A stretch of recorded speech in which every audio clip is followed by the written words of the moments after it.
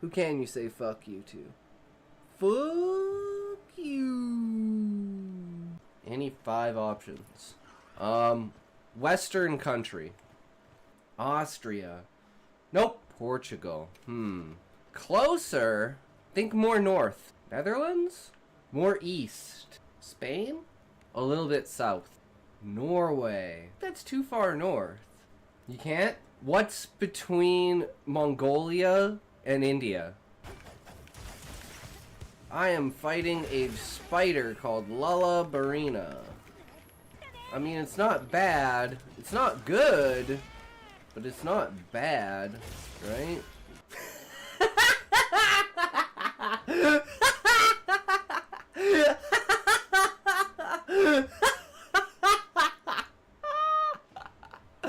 It's fucking rigged!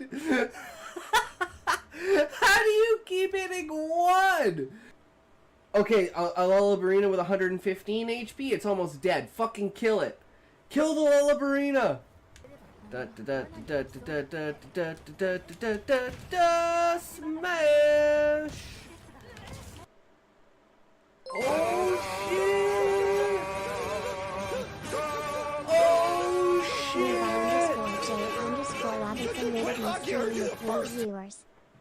Damn! Thank you for the raid, Levi. How's it going, good sir? Because his movements are so fucking weird. I don't understand where he's gonna attack from half the time. I'm like, seriously, bro. Just let me kill you. What do you mean? Look at the damage I'm doing to a monster. If 44 damage is totally reasonable. You can't say fuck you to your friends. Who can you say fuck you to? Fuck you. No, but I should. I really should say fuck you to him all the time. Fuck you, Muffin. Welcome to the stream. How's it going? He's trying to be like this mentoring father figure. A character flaw that Husai has to get over. Convince me that you're strong-willed enough to be able to sit back and watch things unfold until the moment that you need to rise. And Zaid reluctantly says, okay, I'll do that. I'll take all of my notes and all my everything, and I'll prove to you that even if I can't be a capable physical warrior or a strong mage, my intelligence and my pattern recognition ability can put me in like a tactical support position. And they come to burn down the Adventurers Guild. And Zaid's the only one there. And he basically fights off like 300 or 400 people. But he is just trained so fucking hard. He's like that anime character that's always been in the background, like fucking Rock Lee, where he's like, I've been so underrated and no one's accepted my skill. I finally get to prove myself. Because he does get completely fucking overwhelmed. Eventually. I don't get it. How is this about anything but food? I'm hungry and aroused. His eyes rolled to the back of his head as his arms gave way and he slumped into the bloodbath of boiling flesh, spice, grain, vegetable, and now it was complete. The recycled woven flesh was ground and minced. It soaked into the flesh, peeling it from the muscle, splitting the bone. The exposed, ordered excrements of this innards splayed out the softened meat, spurring from its rest inside this twisted, tortured mass. As always, remember, you can't say fuck you to your friends. Who can you say fuck you to? Fuck you! We are doing good. We came up with another really good idea today. I was really worried. I was walking home from work and I was like, fuck, man, I didn't come up with an idea today. Fuck you, Valium Boy less than 4. Fuck you, Muffin less than 4. Fuck you, Cuck less than 4. There we go. We did the rounds. And breaking... Rufflecopter goes soy, soy, soy, soy, soy, soy, soy. If we ever got far enough along Pi to find that it actually does repeat after, like, a Googleplex numbers. Could you imagine, like, on a theoretical level what that would do for science? Because pi is supposed to be this absolute, beautiful, perfect, natural number that never repeats. See, this is where it's like I'm adding this element where I wouldn't do this, of like directness. Reference from the past and events from the past, but adding like twists and stuff where the holes in the gap in knowledge are, but coming out with the same like outcome, but having a different story twist the way to that outcome, I think is a very relatable and grounded way to write a story. So I think historical, you're underestimating what historical can be. Like, I'll give you a great fucking example. Abraham Lincoln, Vampire Hunter. Fucking amazing movie. And as always, remember, if you can't say fuck you to your friends, who can you say fuck you to? Fuck you! I was a shadow in the endless night, lost in silence, searching for light. Then you walked in, a spark so bright, stitching my broken heart, making it right. You held me close when I fell apart, wove your love through every scar. Through the pain, through the dread, you become my eternal thread. You're the thread that binds my soul, the hand that lifts, the heart that holds. Through the storm, you never fled. You are my light, my eternal thread. When the road was rough and I couldn't stand, you gave me strength, held my hand. In your eyes, I found my song. With your love, I finally belong. Through the cold and endless fight, you stayed with me in guiding light. In your warmth, I found my stead.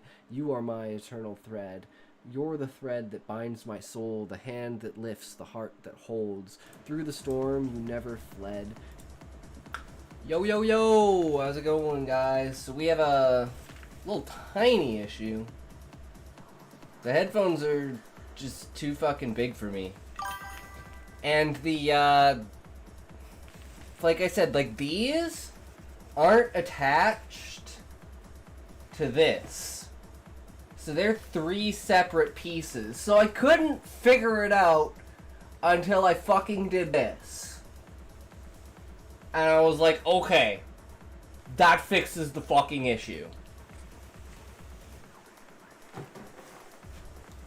The other issue is this covers too much of my face to actually do my makeup while it's on, which is super unfortunate.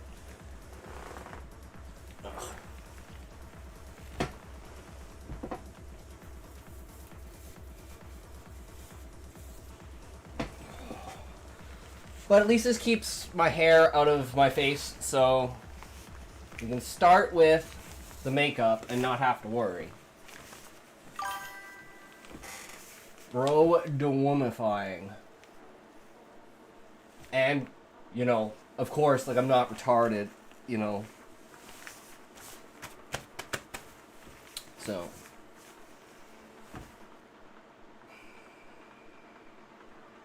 But yeah.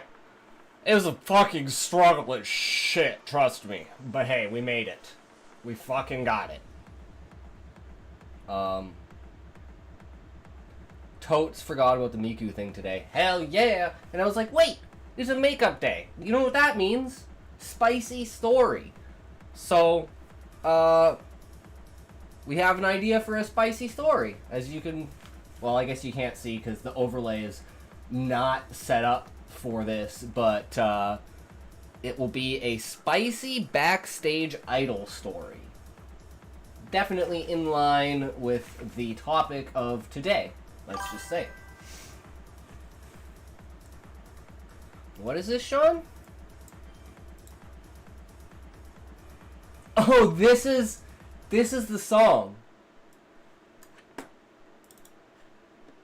Okay. Does this one work? It only shows like half of my screen.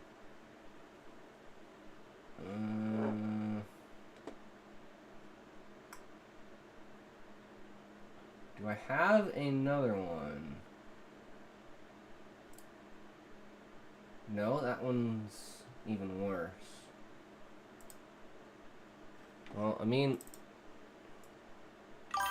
we can just put it like right here.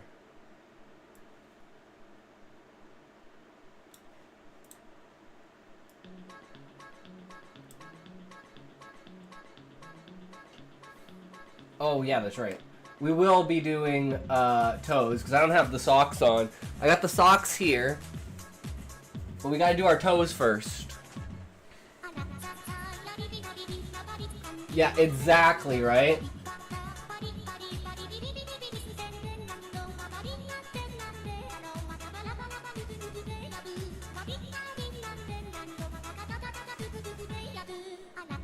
Alright, but hey, we gotta start as always with a goddamn toke. It's quite a fucking day today. And I forgot to take off my fucking nail polish too. But it is what it is. We'll get there eventually. He have a foot fetish book bar. We don't know. His name's Toe Connoisseur, so we assume he has a foot fetish. I mean, we assumed Valium Boy was normal, but his name was Valium Boy, and he kind of had a hard-ass crash out. So maybe, you know, we tend to be a stream where people are the personality that their name indicates. It just happens to be the way.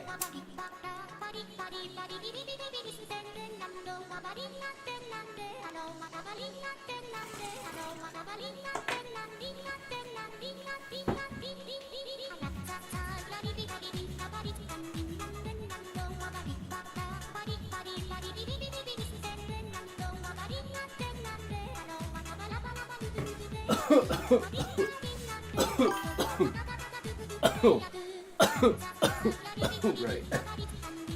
Audio's probably fucked. My bad. This is the most annoying part. There we go.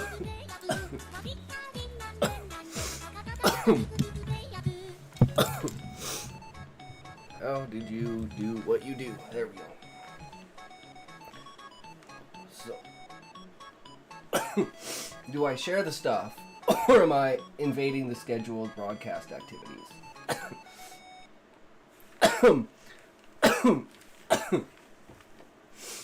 I mean, if we quickly go to the overlay, what does it say second from the bottom there, Callie?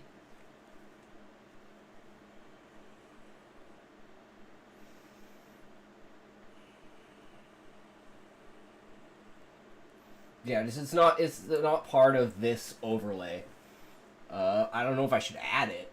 We're kind of scramped for room anyways, and it's like the main focus is supposed to be my face anyways. So, okay, well, do you guys want like the rave music in the background, or do you want like Hatsune Miku for like setting? Because I'm not going to be able to hear it, because I can't do the makeup with these things, and if the sound is on, it does the reverberation bullshit. So, it literally doesn't matter to me. As I lose the fucking earpiece for this, it is literally shot off of it. I don't know where it went. Shit.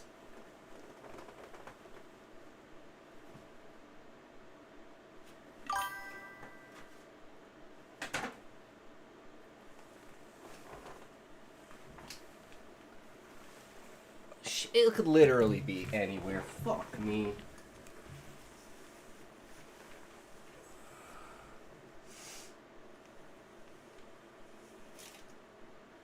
How does this shit happen? Is that it? Well, I think it's gone. I have no idea where it could have gone.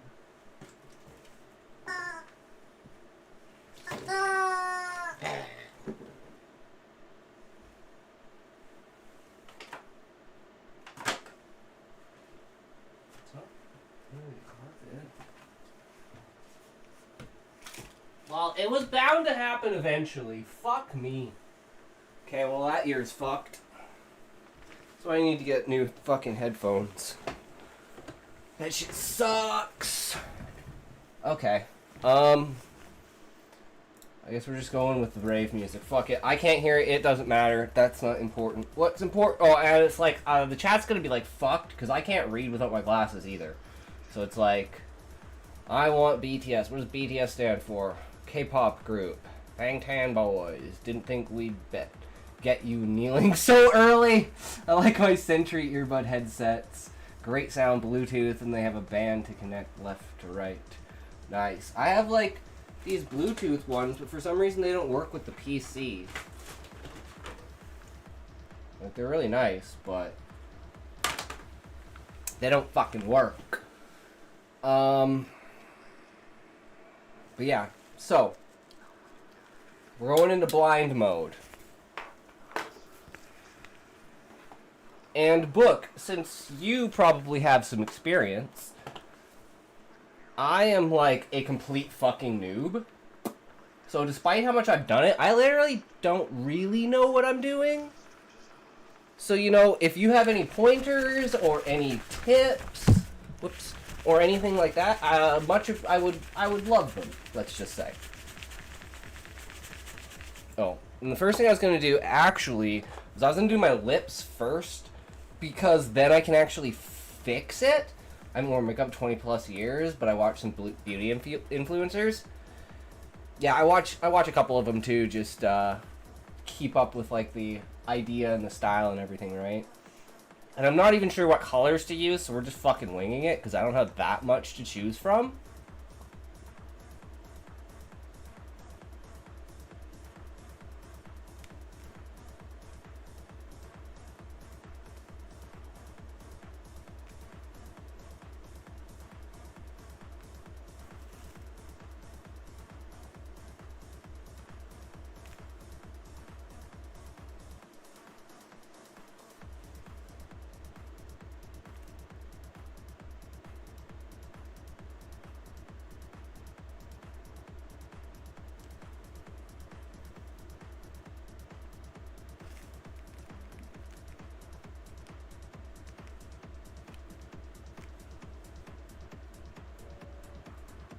I think that was actually very bad. For a first try. Sometimes you win.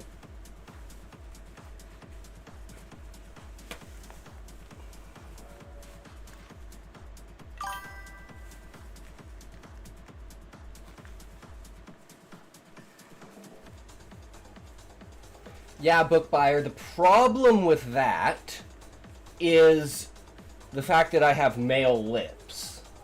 So I actually have to go like above and beyond where my actual like lip ends to make my lips feel and look more full.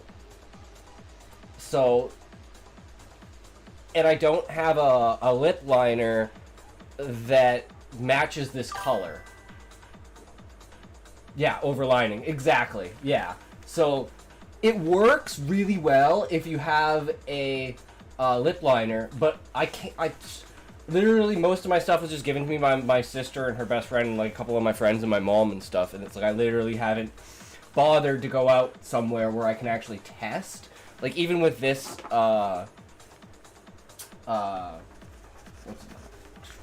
foundation.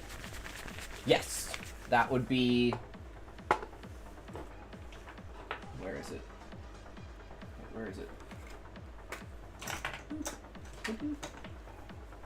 Why are you hiding from me? Wait, did I? Oh, it was facing like this, so all I saw was the black lid. I didn't see the actual perfecting base primer. Okay, now I gotta take. I swear my mom only put the stick to her lower lip, then pursed her lips to get the upper covered. Not that it applied to male lips, but meh. I think there's a lot of different techniques that a lot of people do because like everyone's telling me different ways to do things, and I've heard that one before that Book mentioned, and I've tried it before, but most of them are like, yeah, those they work with like a lining. Eggy Mayo, welcome. Where is my thing?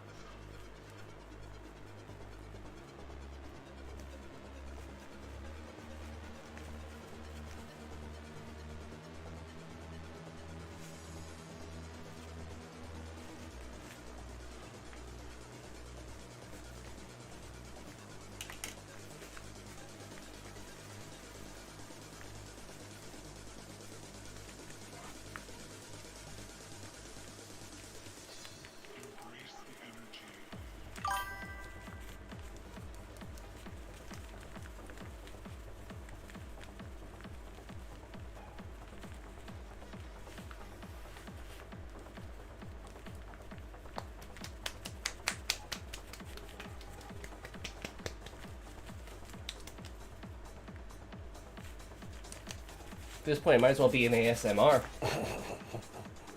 I never know exactly what category, because I don't know if there's like a makeup or beauty category. I mean, there's a beauty category that's like tiny. So I don't know if there's like an actual category. So I always just do just chatting, because that's pretty much what I'm doing anyways. I'll be lurking for a little bit, but I'll try to be back for the usual hijinks ASAP. Sounds good, Eggy.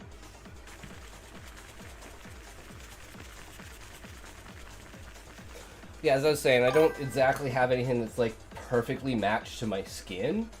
So what I've been trying to do is get this, there's like a circular, you know, dark spot around my face. I'm trying to like minimize like the side features of my face to like kind of narrow my face in.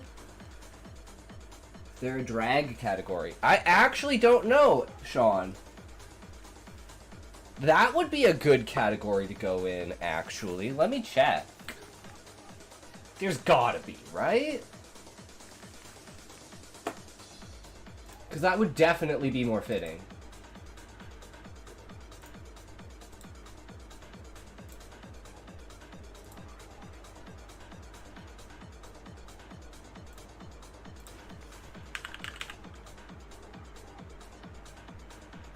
See, there is, but it's like a drag racing game, I'm pretty sure. If you look at the picture, that's a car.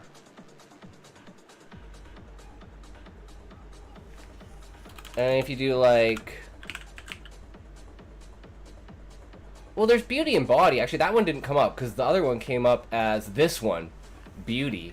But this is actually a... But it's like body art. Fuck it, Trackmania.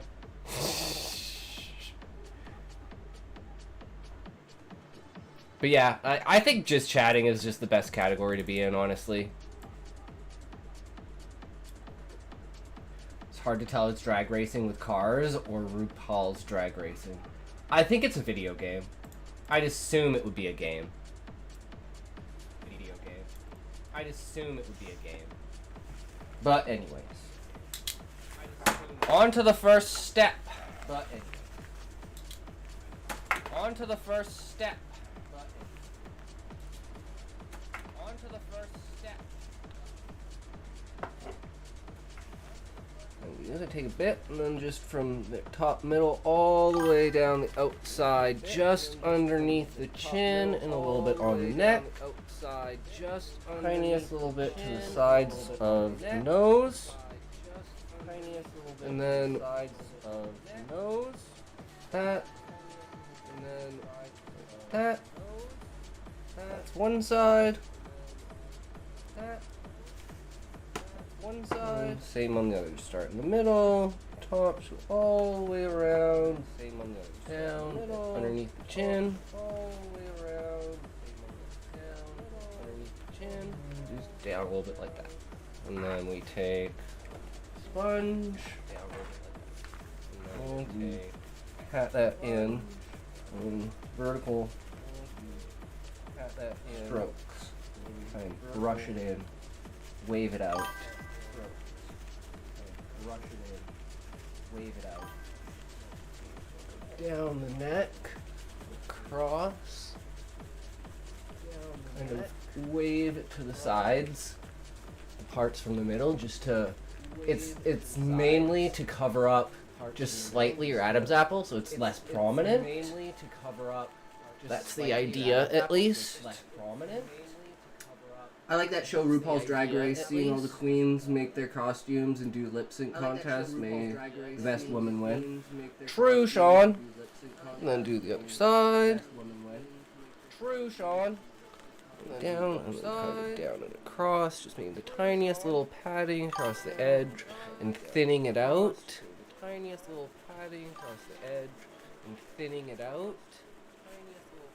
Alright, step 1 complete. Now, step 2. Step 1 complete. The inner. Step 2. That's right. Yeah. The inner. And then the third is the balance, which is what we're trying to perfect. Definitely too dark for your skin tone, at least on your neck. Yeah, it's Dark for your skin tone. it's definitely even trying to like afterwards there's still like this circle around my face. Even trying to like. But you know, it's more of that will be covered once I put the wig on, so you won't be able to notice the outsides of my face once I have the wig on. So that will make it dramatically less. And the same thing happens when I put my hair down. So it's kind of just a residual effect, like around here. But usually I have my entire chest done, so like it blends into and covers up like the residual bits of chest hair. Just like the reason I'm doing this is to cover up like basically the shadow on my face, right? To make it less prominent. It's not going to be able to delete it, but it's just to make it less prominent. Because even though it's completely shaved, like pristine with Henson razor, it's still never going to eliminate that shadowing that your face has by just naturally having that hair there. That your face has by just naturally having that straight down the nose. UK and Canada versions are really good, a bit more unhinged than the US one. UK and Canada versions are really good, a bit more unhinged. Did I miss something, Eggy? Or are you talking about the drag shows? Because my sister and her friend watch those all the time. Are you talking about the drag shows? Because my sister and her friend watch those all the time. Is there an echo? Because I can't hear the audio right now, so if there's an echo, let me know. Or if that's just like... I can't hear the audio right now, so if there's an echo, let me know. Or if that's just like... There is an echo? Oh, shit. Has that been happening the entire time? Or did that just start?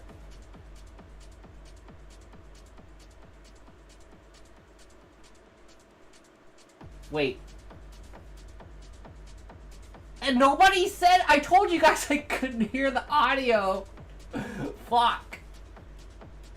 Is it gone now?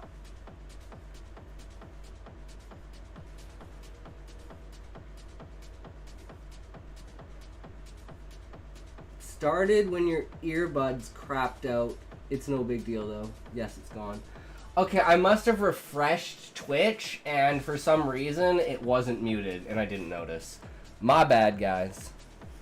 Anyways, to reiterate that, from the middle of the forehead down, just underneath the top of your chin, where we did the thick on the sides, and then same with the other side. And then we'll take an extra little bit for just across the top of the chin and the jawline. And then top of the lip and just tiny, tiny bit underneath. Right there.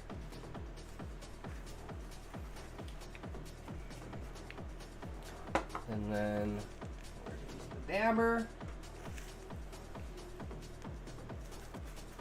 Thing, just dab down and in. And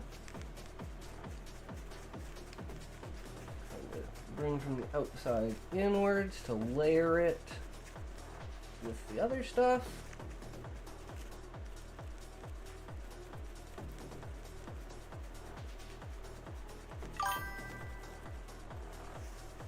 I want to do makeup, but my skin just doesn't tolerate it. Yeah, my skin has like I'm glad I have yet to have any issues with anything on my skin. My skin does not get irritated very easily. Even with like shaving and stuff like that. Even with the new Henson, it's like, oh my god, it's so amazing. Even though it was never bad, it's just better.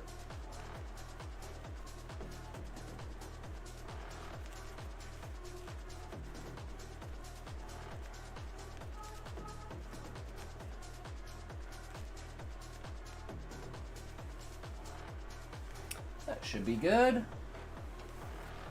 Okay. And now, to blend it all together. And this is just kind of the most basic of the basic. Like I could do like a more contouring on my cheeks. I could do more for my jaw and my neck, but it's like we've pretty much got the basics down, and what I like to do is fundamentals, right? You get your fundamentals down, and then you slowly progress step by step past your fundamentals. And we're still working on some of the fundamentals for certain things. Someone soothe my headache, turns off lights. Gently massages temples. And then just in the middle, same thing, down the side, and just down. And the other side, same thing, from the middle, middle, all the way down to the jaw.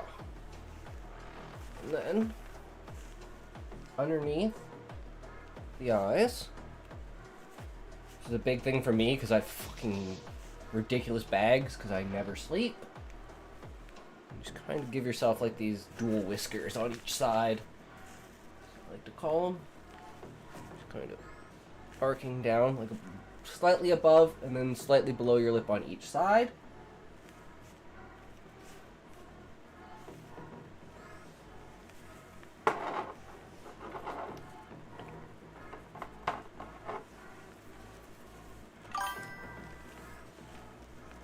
Start from the top and work your way down. And blend everything together.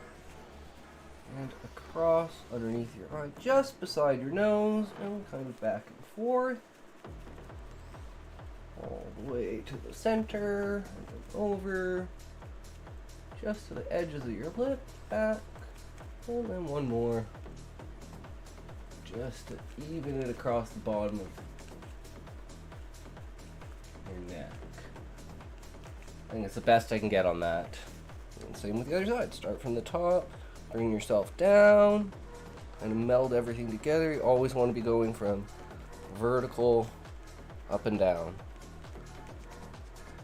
And go down and then pull back, or do one direction and stay with that. Try to go like up and down, so like drag and then pull and then drag and then pull.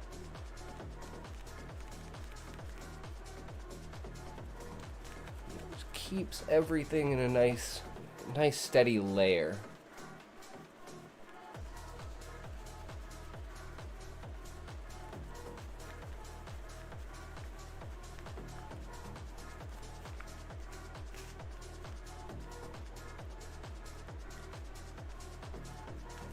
All right. And then for the blush.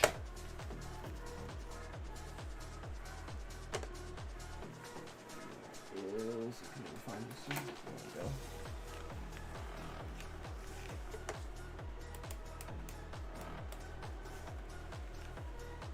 I kind of just want like right underneath and back, more of an oval. I kind of angle it slightly down, so like from the corner, slightly underneath the corner of my eye, just right there. Make that cheek nice and prominent.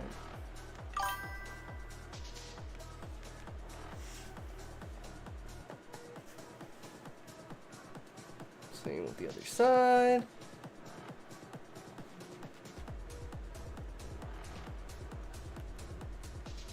Lighting is not exactly the greatest, but it's more like reflex than anything most of the time.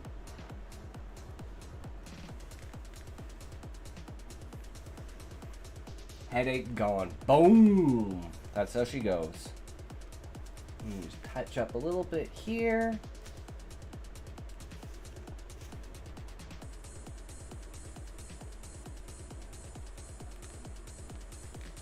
Nice. Not too bad, not too bad.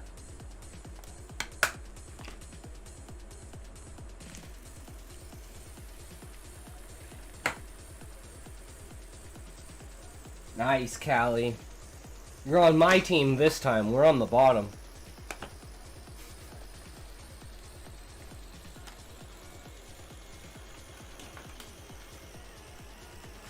I used to do fake eyelashes, but like you really can't tell with my glasses on and everything, so it's like, yeah. One of those things. It's just easier to do this.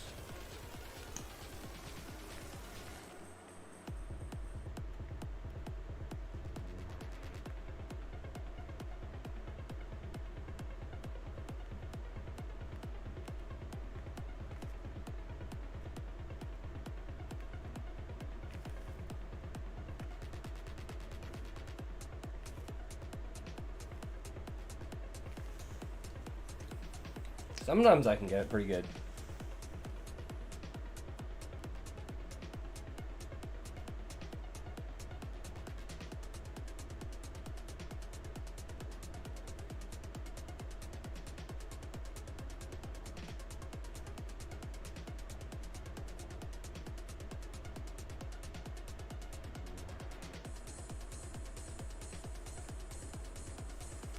Yeah, I can't really tell. So I gotta check with my glasses and see how that worked out. We've got clumps there. Well, it actually worked really well.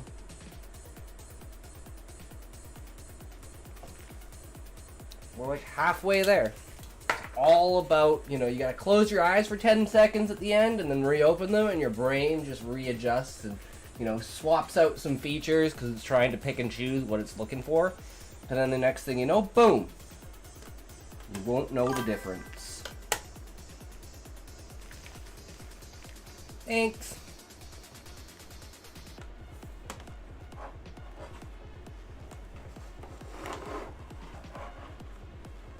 Okay.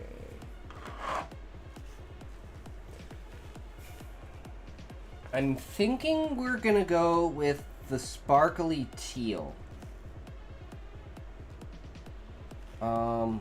I'm missing a step here. Not that. Is it this?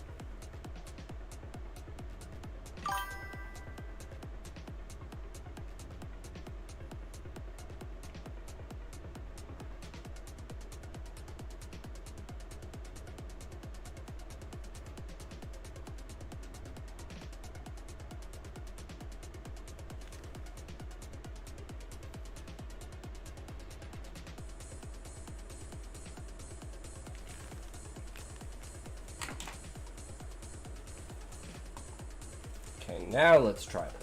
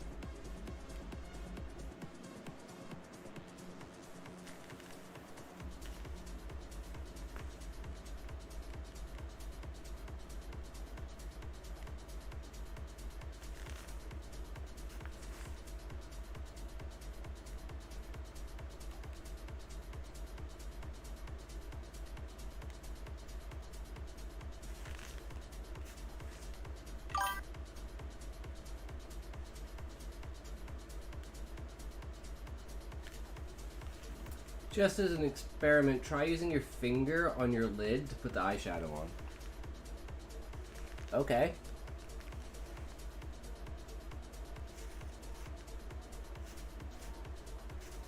Like this?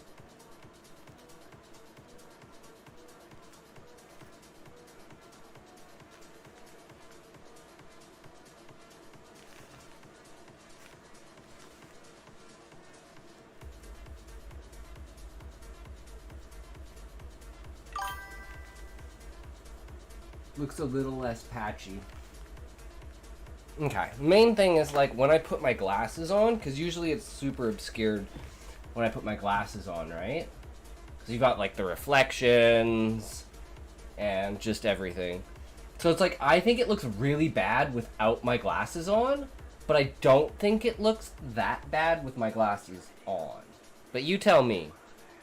Because I can't see. Yeah, you can tell it's there, but like when my glasses are off, it's like super prominent, right? Almost makes like circles around my eyes, but I find that it fades out with my glasses on. I don't know. Because like working around my eyes is something I always try to do something different and something experimental. Yeah.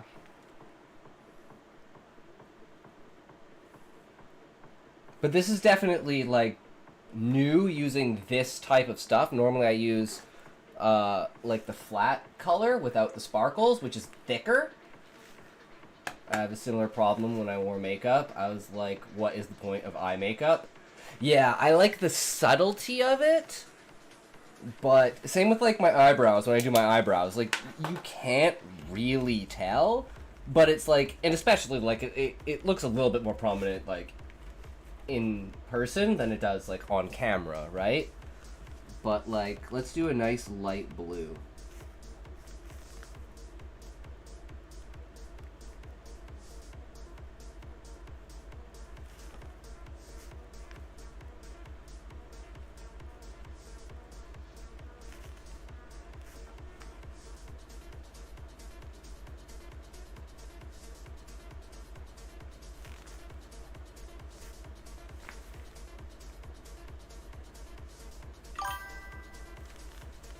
Try your finger again.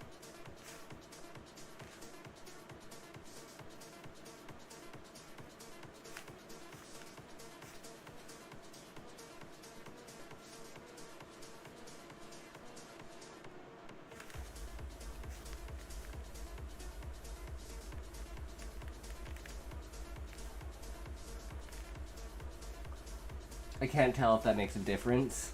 Yeah. It's like, I can kind of tell that it's there, because I kind of know that there's a difference, right? But it's not supposed to be prominent. But I don't even know if you can really see my eyebrows with the whatchamacallit on. With the wig. Okay, so, let's, actually, I'm gonna take a toke before I put the wig on.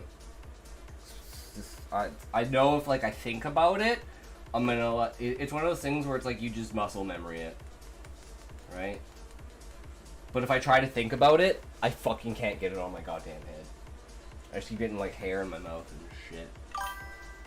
Remember to refresh your lipstick after the toque. I mean, I never really do that, but maybe that's an idea I should do? Just like a little top up? Okay, let's try that.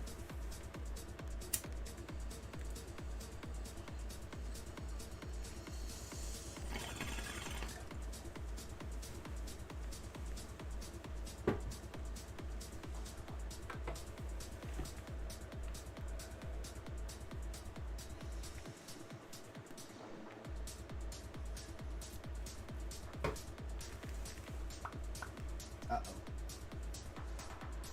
It's this color. I'm pretty sure.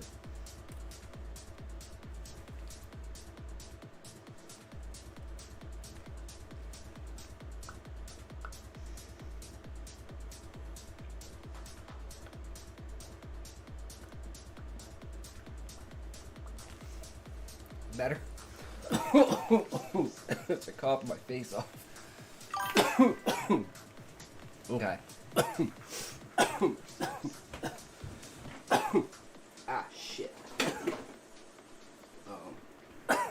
Okay, my nail polish remover is not in there. So I will be right back, because it's in the back.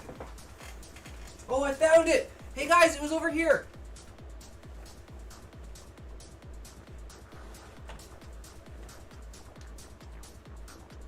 Somehow it bounced backwards. I never would have found it because it wasn't over there.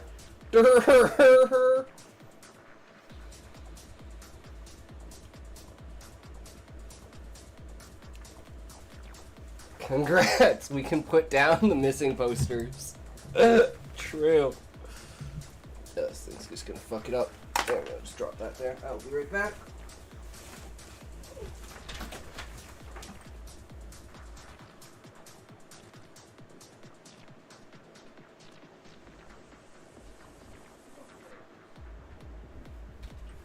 Staring at me in the face, I need her.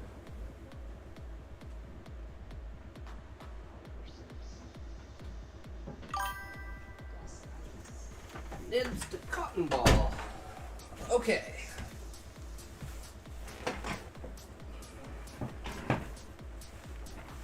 I had like a kind of setup for this, like last time. It's kind of fucked up, but I'm gonna see if I can try and do it again. Like, it's really hard to get it right. So let's just, we're done this section, so we can move on from this.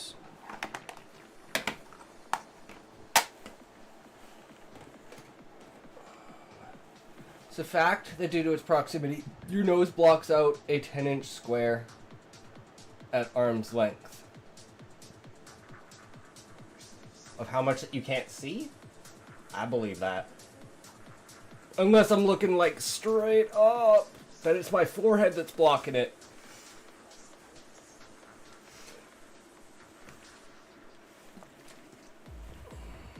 Put the lid back on this or I spill this shit everywhere. It's the last thing I need.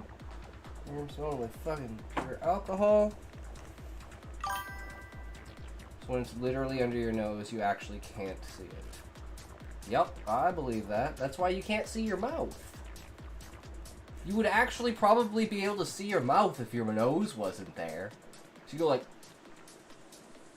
And you can like... Kinda see your lips past your nose. Imagine if your nose wasn't there. Like... Go like that and see the tips of your lips. And then tell me you wouldn't be able to see that if your nose wasn't there. These are facts we must all know about life.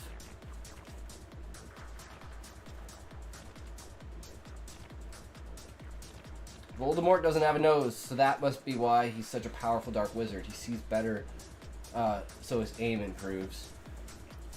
I mean, that could be good, but he only didn't have a nose after he was, like, destroyed. And it seemed like after he was destroyed, he wasn't quite the wizard he was beforehand, before he was, turned Harry into a Horcrux. Spoilers! Harry's the 8th Horcrux? There's 8 Horcruxes, right? Like 7, and then Harry's the 8th one? And it's not even that he survived the spell, it's that Voldemort couldn't kill him because he became a Horcrux. At least I'm pretty sure that's how the story goes, but I haven't watched it in a long time. Oh no, my theory. What's your theory, Callie? Have you said it before? I don't remember, though. According to the books, when he applied to be the Defense Against the Dark Arts teacher, he looked mostly like we see him in the movie. I did not know that. That is actually really cool. So something happened that disformed him. Like, there was some sort that Voldemort is more powerful because no nose. Oh.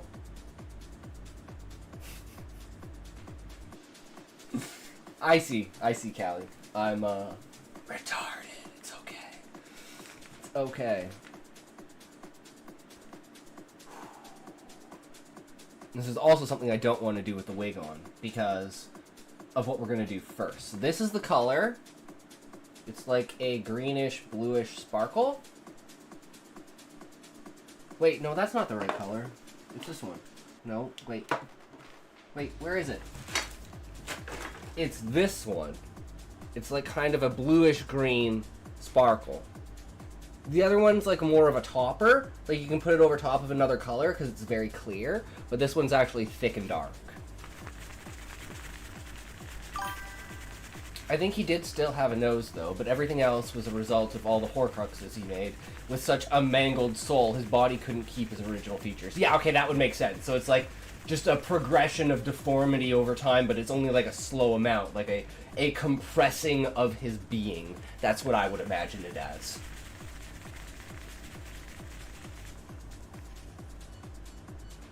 Oh, right. We were gonna try and see if we could get the camera set up. Okay, let's see if we can do this. That. There.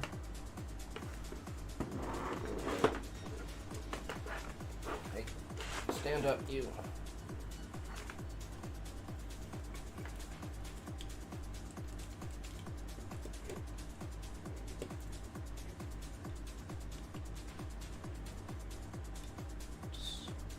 How far until you could see this thing? So, like, we could do, like, does this work? Oh man, that's really bright. Let me see if I can mess with the...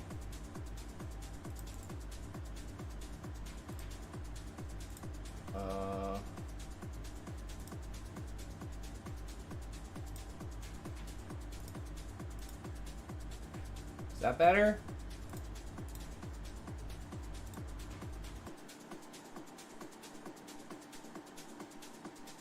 Crotch alert, Neil deGrasse Tyson, the astrophysicist, killed the Tooth Fairy for his kids and the entire school. Wait, I just realized, guys, before Belfry is Voldemort. Callie, that's kind of funny, actually, because I was thinking the same thing. I was like, this guy presents himself as, like one thing, but he's a completely different thing, right? Like he almost presents himself as the savior, kind of how he does to like the Death Eaters, and it's like that's why he has such a following, because your uneven nails. Oh, I know, my nails are fucked. I always cut these ones because I've like smashed these fingers so many times that the nails like grow like inwards. So I have to keep them short. All the other ones are kind of just broken and fucked because I haven't filed them or messed with them, and my pinkies are my longest ones. But it's like the bangers, yeah. Once we get the polish on them, it's hard to tell. That's kind of the plan usually is. And I guess actually we can reset this.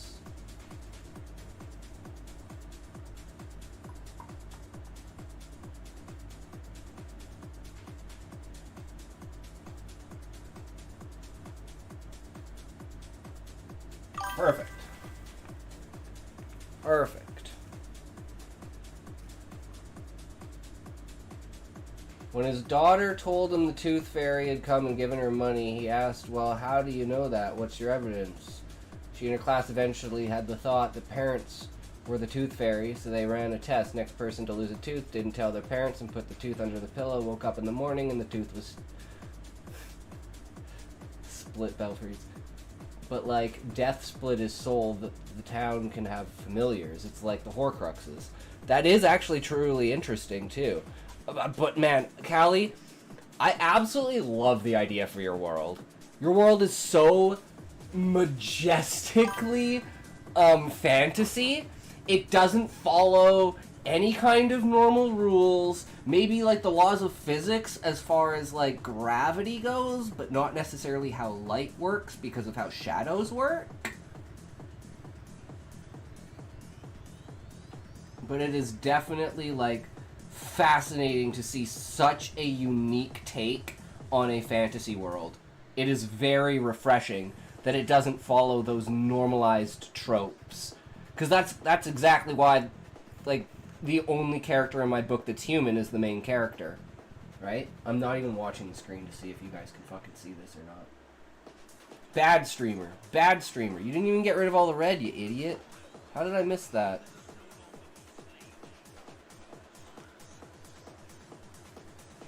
Scratch that shit off. Yeah, one of the theories for death in the Harry Potter myth about the Hollows is that death is an evolved Dementor, and that Dementors are evolved Bogarts. Not 100% sure on the terminology there for a Bogart, but is it like a Bogart like a damaged like spirit, like a cursed soul kind of idea, and then it's like eventually that just degrades more and more and becomes like stronger and stronger as it survives.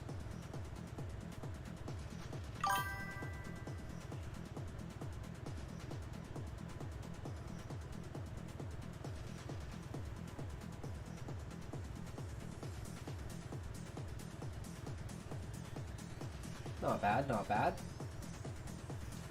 Bogarts are magical creatures that take the form of your... Oh, right! That's what it is. When you laugh at it, it runs away.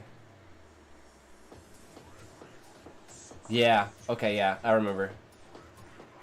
Because that was like... I don't remember. It was one of the characters, right? It was like, you know, worst kind of fear thing.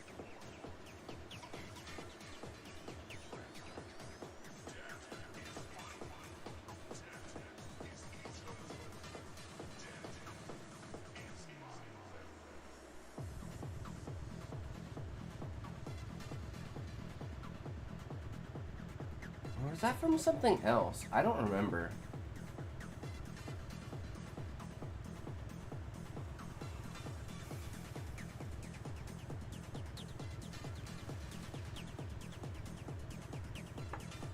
Because I'm having flashbacks from a movie, but I can't place the movie.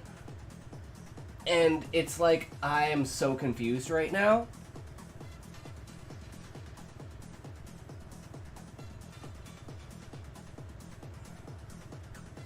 No matter how many scenes go through my head, I can't place what the fucking movie is. It's like... someone being afraid of something, and they can't face being afraid of it because it's a... Oh! I think it was... Oh, it was, fuck, what was it? Fantastic Beasts. It was, I think, the either the second or the third movie, and they're explaining... Maybe it was the first movie, I don't remember. But they're, like, explaining how this, like, orphan was found, because two kids like swapped beds and they thought one of them was dead, but it wasn't. In the scene where Harry is defending Cyrus from Dementors, one of them seemed to focus specifically on Harry with a keen interest. It is this fact that created the theory that this peculiar Dementor was Death, from whom a piece of the cloak was torn. It would have recognized Harry as a descendant of the ones who stole from him. Interesting.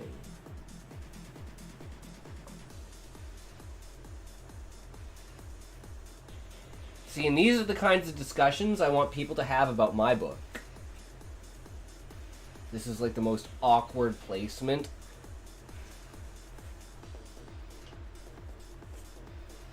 Yeah, I can't really... Yeah, I don't know. This one's hard. This one's hard to do. Wait till I have to use my other hand, dude. I'm left-handed, so this is like super easy. Wait till you do the other hand. This is not gonna be fun. I'm gonna have to use like... I'm gonna have to reveal my true power level just to be able to focus enough that I can put on this nail polish with my right hand.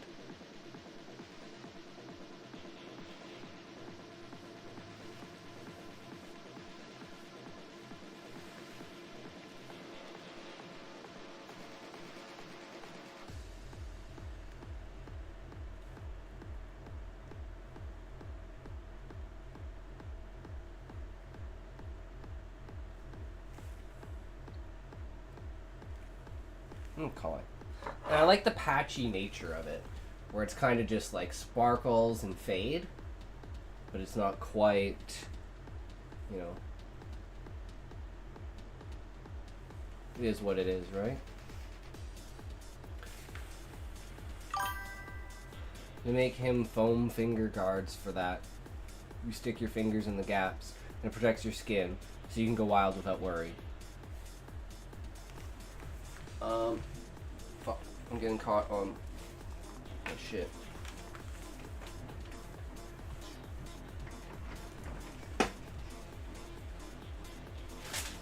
They're easy, right? I just don't use them. I have a couple of them, though.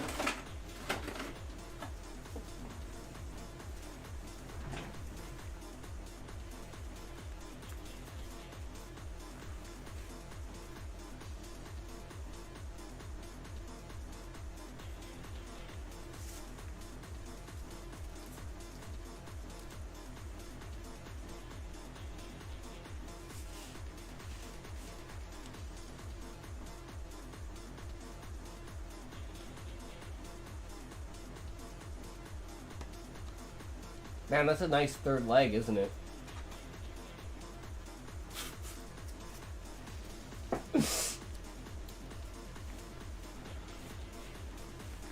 Yeah, let this shit dry.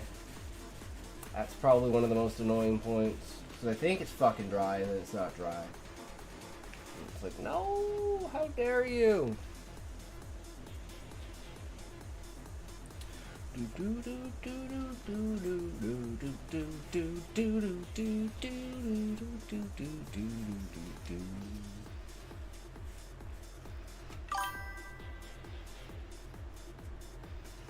know it's not the same without the wig, but we'll get there. We'll get there, guys.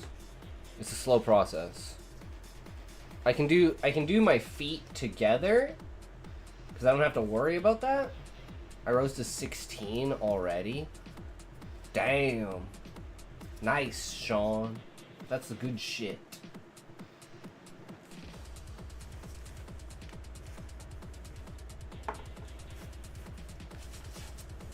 We can try it.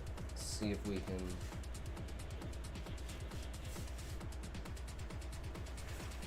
Go like this.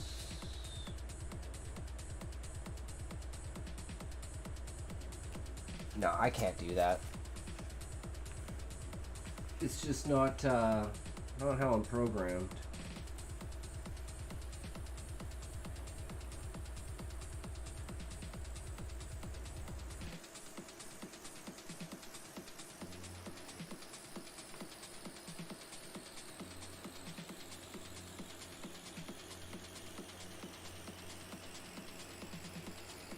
It is kind of one of those things like forcing bad habits, though, right?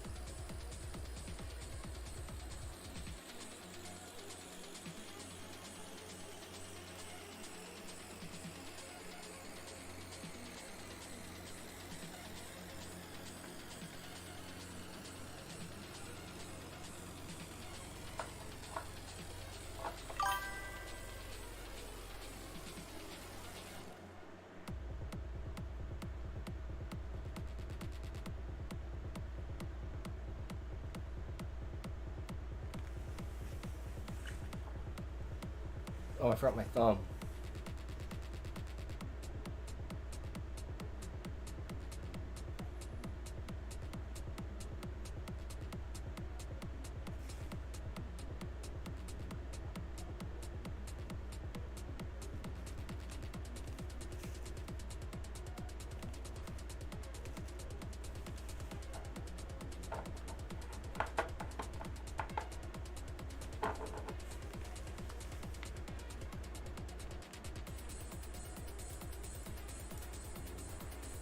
I had a super cool idea for Osric as he got better with his flesh stealing abilities. Can't wait till they have electric nail polish, where a pen sends a specific frequency of power and causes the pigment to shift with a single touch. One application, and you've got infinite colors for a month or more. Damn. That sounds pretty cool, Sean. Let's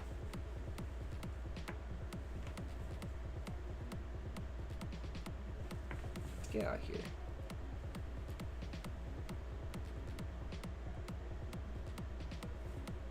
This is hard to do. Can I even reach?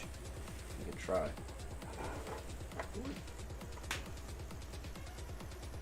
Nothing to see here, guys.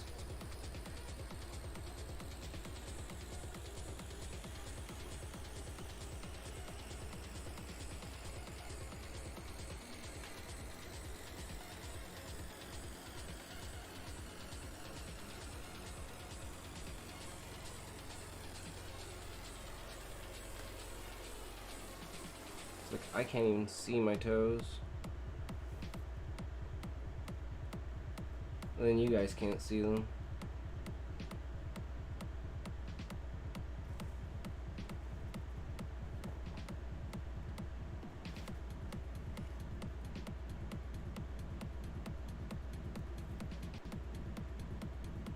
Well, it was a pretty good experiment.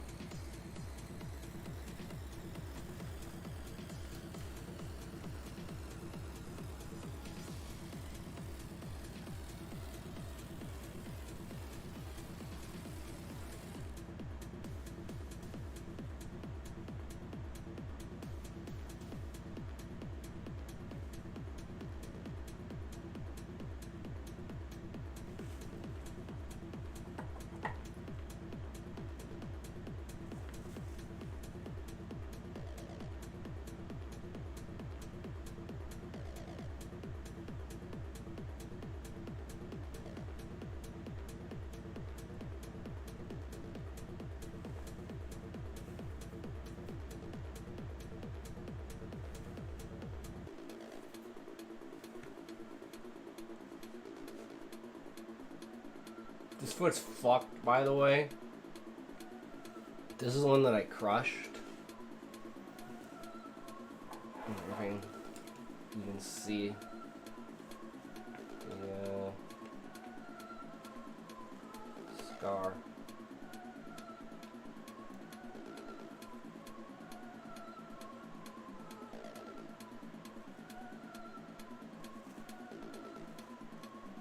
If I can get the camera.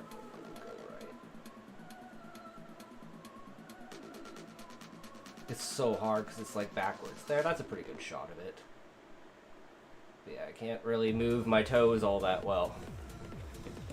Thanks to that shit. Okay. Toes not here to enjoy this. Feels bad. It's okay. He can watch the VOD. And I'll be turning this into a YouTube video to upload to YouTube anyways. So all we gotta do is wait for the hands to dry. Then we can put on the headpiece. And we can move on to the story time. But for now, we must chill and wait.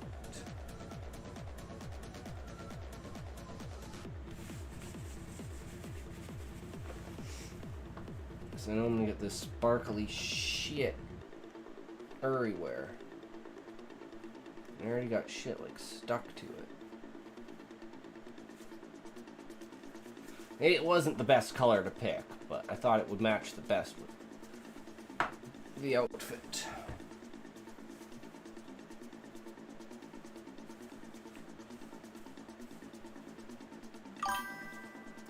What if Osric could, like, not just wear other people's flesh, but control the flesh he steals and have his victims struggle against his manipulation inside their own skin?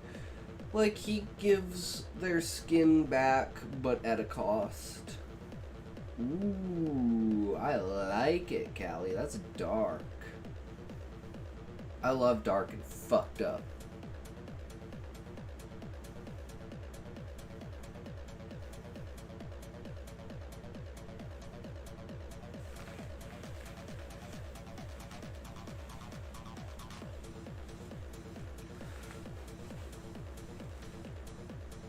I feel like we should be good now.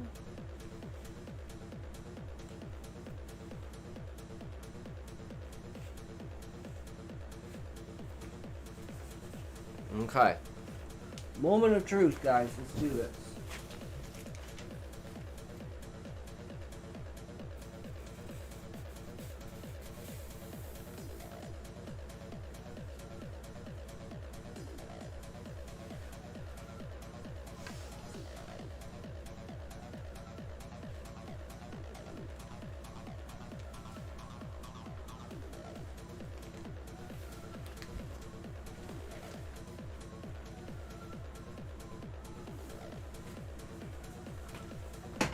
I can't see anything, so I don't even know if this is on right.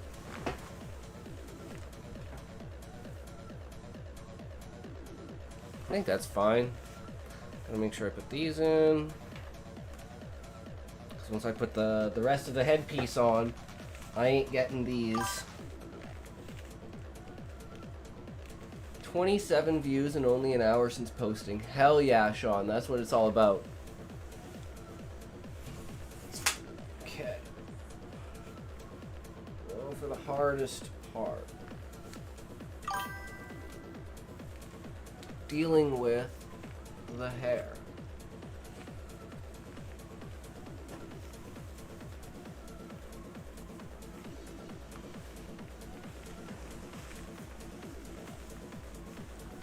Okay, we gotta go full screen for a sec for this.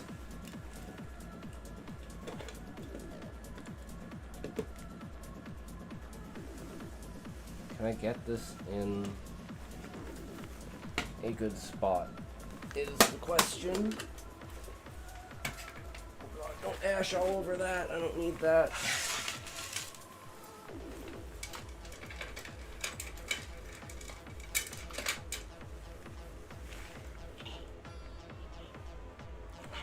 Damn cord is so fucked. It just pulls in whatever direction it wants.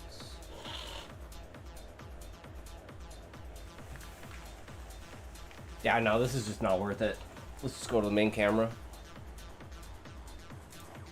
Not that. There we go. Or is it this one?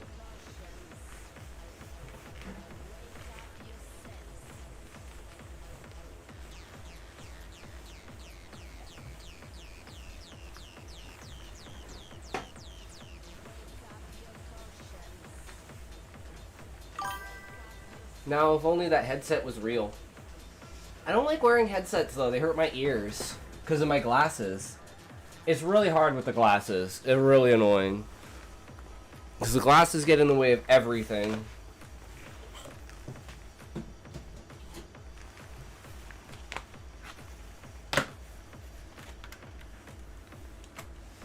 We just gotta redo the entire friggin' setup here.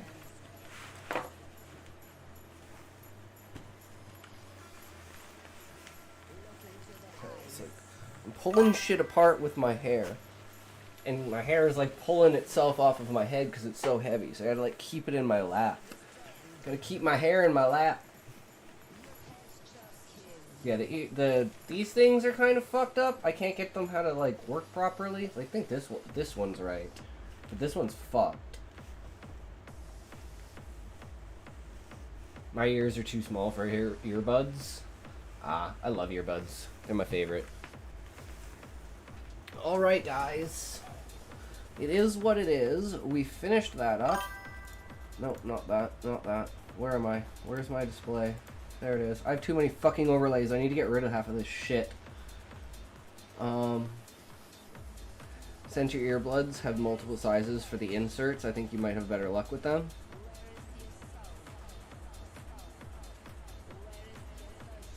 True. Oh, I gotta move this thing. It's like completely in my way. Who wants a head?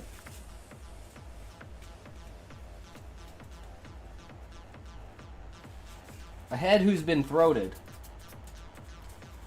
So this thing just always falls over, so I freaking stuck a weight in there. Because if you look at my actual Twitch photo, I'm wearing my wig in that photo. That's not my actual hair. That's the one photo that I'm wearing my wig in.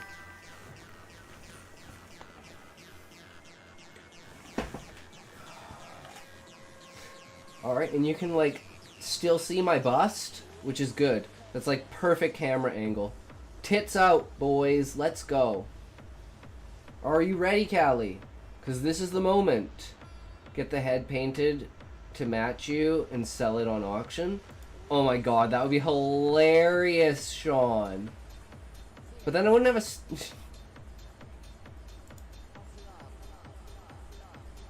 I don't have Discord open.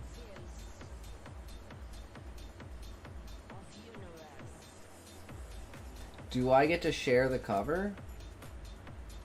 Oh, do you want to share the cover then? If you want to, Callie.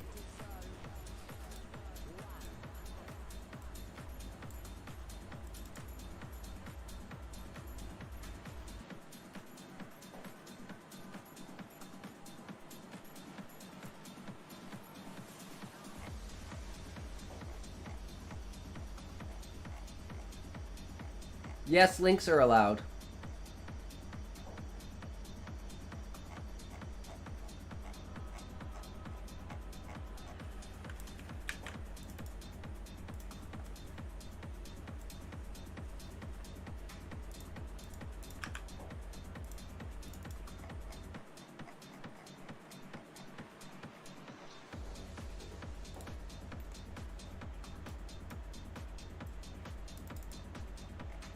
Yes. Oh my god, that goes so hard.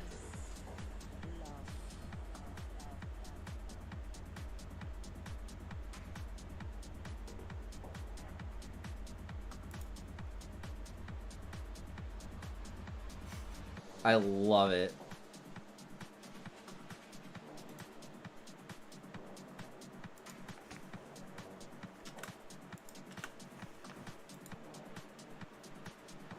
It's so relevant too, but doesn't spoil anything for the reader. That's what's so great about it, Sean, is it's fucking perfect. Because it captures your intrigue and you're like, wait, what? How could this...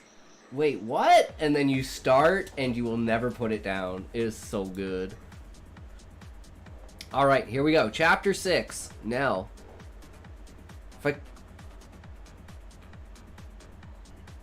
I'm like, wait, I'm on the right overlay, right? Yes, we're on the right overlay. Okay, hold on.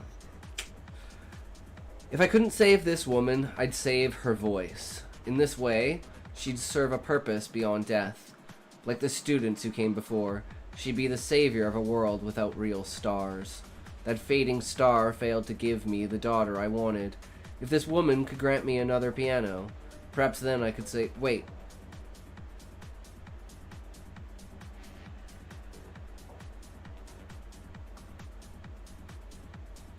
Okay, I was like, wait, is this... Did we already read this? No, it's just a summary. Too bad Plex Storm got boned. It was a great platform before they got hacked and lost the money meant to pay their streamers. Never heard of Plex Storm. I ran to her with my sleeves covering my mouth. I took a deep breath and removed one belt from around her left ankle. The belt fed the flames. The fire pounced at my arms with the belt as its fuel. This is a manic fire that turned the gold floors of emerald walls brown. Flesh curled at the sight of flames, as if the fire could not resist the meat and bone that covered this room. It was clothing optional and allowed lewd acts too. That sounds amazing, Sean. If someone just, like, made, like, OnlyFans, but Twitch, where it's like you could just literally do whatever you want, they'd be so fucking rich. And gambling. You take sex, gambling, depravity, you've sold. It was still a gaming stream, just like Twitch. I mean, I would love to stream with my tits out. That would be a good time. Tits out, dicks out, boys. And I could then you guys could see my chastity. I mean, what? This was a manic fire that turned. Okay, we already read that. With the ignition of another belt, the woman's body surged with the heat. There was more than just the body of this woman. There was an afterimage, several that sprang from her carbon-gilded skin like feet from the charcoal bed. Someone removed her body from its place. For a moment, her flesh vanished, but it was only a flash. Now she was back, strapped to the wall again, as if the fire never touched her. Only the House of Shamblefoot could manage this. Shamblefoot, the house most skilled in the use of sharp resonance. So sharp, even Goib Niu, god of blacksmithing, would envy us.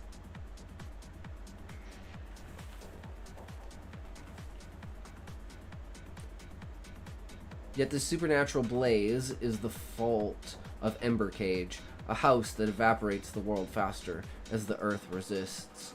You think you can save me, said the woman, but my flesh belongs to him now. I knew her worth much greater than what her flesh could provide. Her value lay in her bones. With another belt removed, I took a breath through my clothes. The flames spat at me, almost burning me. A resonance of great malice.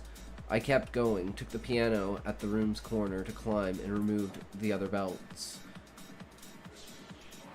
I recognized this resonance. It's my daughter. But she's Shamblefoot. How? And the instrument caught fire, a wildfire that came alive. I fell to all fours, and the breath that escaped my body fed the flames that chased me, that wanted me scorched.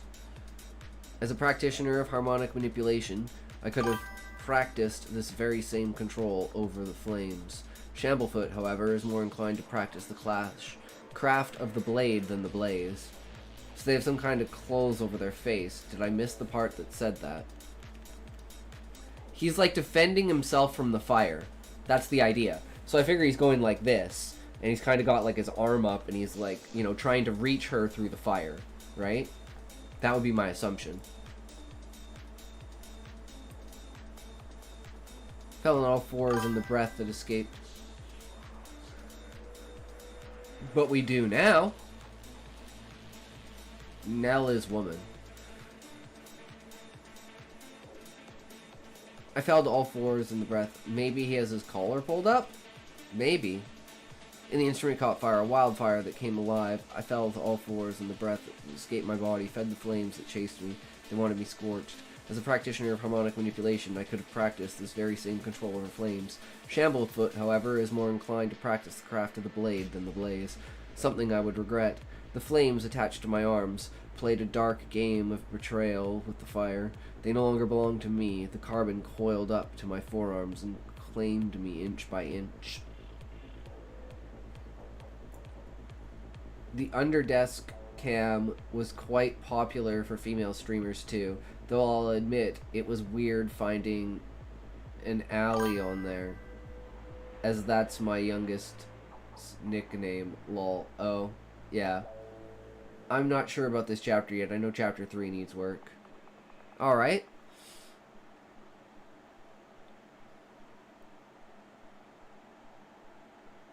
Tears fell from the close of my lids. I picked with my teeth what skin that had roasted. Tears I couldn't wipe off with my burnt hands slid from my face onto the pristine floor. A voice of unknown origin made the familiar sound of bones creaking as he spoke. "Do you know what love is? Certainly it can't be this," said the creature behind him. His words clicked with his worn jaw. What replaced the crackling of flames was bones grinding against each other. The sound held my mind under a pool of what innocent blood I flushed from my students. I would happily drown in that nectar. The sound asked if this was a guilty mind, and I answered no. Not a guilty mind, but a desperate one, desperate to see Isabel alive and well.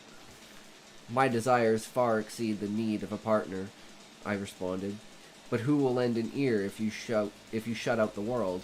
You, the piano maker, cannot resurrect your sister without an audience. This was no human that stood behind me. Who was this creature whose shadow displayed no meat between the ribs? How could he know anything about me and my husband? I looked behind me and saw the woman, free from her belts and figure bare in front of me. The man that spoke to me had taken a different form. The hypnosis he had me under was chased away by the chills that climbed my back. I wanted nothing more than to run, with each signal to my legs to make haste, was the response to this woman's eyes. Tired Chameleon! Hey, how's it going, buddy? Welcome to the stream. You like my Hatsune Miku outfit? Bro looks majestic. Thanks, Eggy. This is so nice. It's a good time, isn't it? Right? I looked behind me and saw the woman. Where were we? I had never seen her eyes before, but I could tell from their sagging these blue gems were counterfeit. Work like mine was easy to recognize. Bones scraped out her eyes from their sockets to place them in this fake. I like my chapter so far. I like the description. It's dope. It did not take me long to realize I'm dealing with the cousin of death. What do you want from me? I asked. I want your family to find me someone to love before I lose what's left of my heart. In return, you can have your hands back, said the skeleton. And if we fail, the town will drown in flames. Osric, the husband, the skeleton. Let me see to what monster I've forsaken my hands. One of Nell's tears fell onto my chest. Off of me. She'll ruin everything, I yelled. Ghosts were often attracted to the smell of tears on flesh. I kept every bag of flesh I stole preserved in a snow globe, a cold artifact given to me by my master. Her tears were like acid to the body I stole and revealed the pale bones under them. Looking great, haha. Happy to have caught you during writing time. Yeah, still not really my cup of tea, but I can see certain groups loving this. Yeah, it's just a once in a one, you know, going crazy for it. It's not only down my alley, it is inside of my house. Like, this dark, fucked up kind of world is exactly where I thrive in fantasy.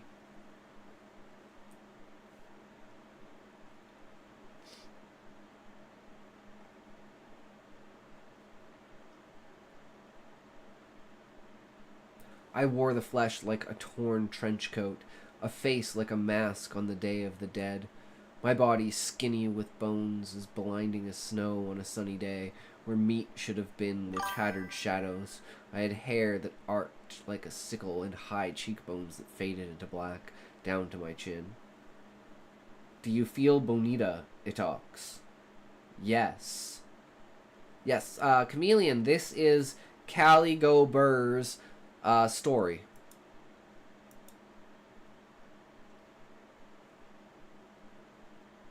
So if you want to read more, ask them. If you want the original chapters, they are on Discord if you want to go to the Discord. If you're not on there, I can drop the Discord link for you. Pretty sure it works on Kit. Yeah, there it goes.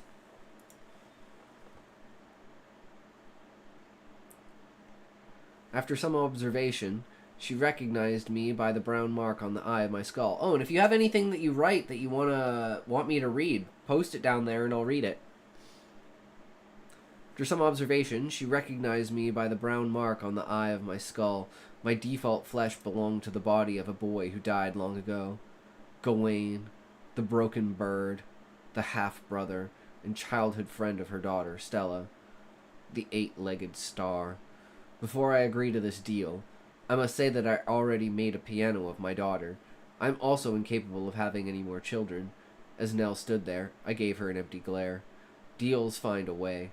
Either our daughter will be revived, or you'll have another boy or girl, regardless of your current state. I realized I misspoke when her eyes squinted. What do you mean, our daughter? She asked.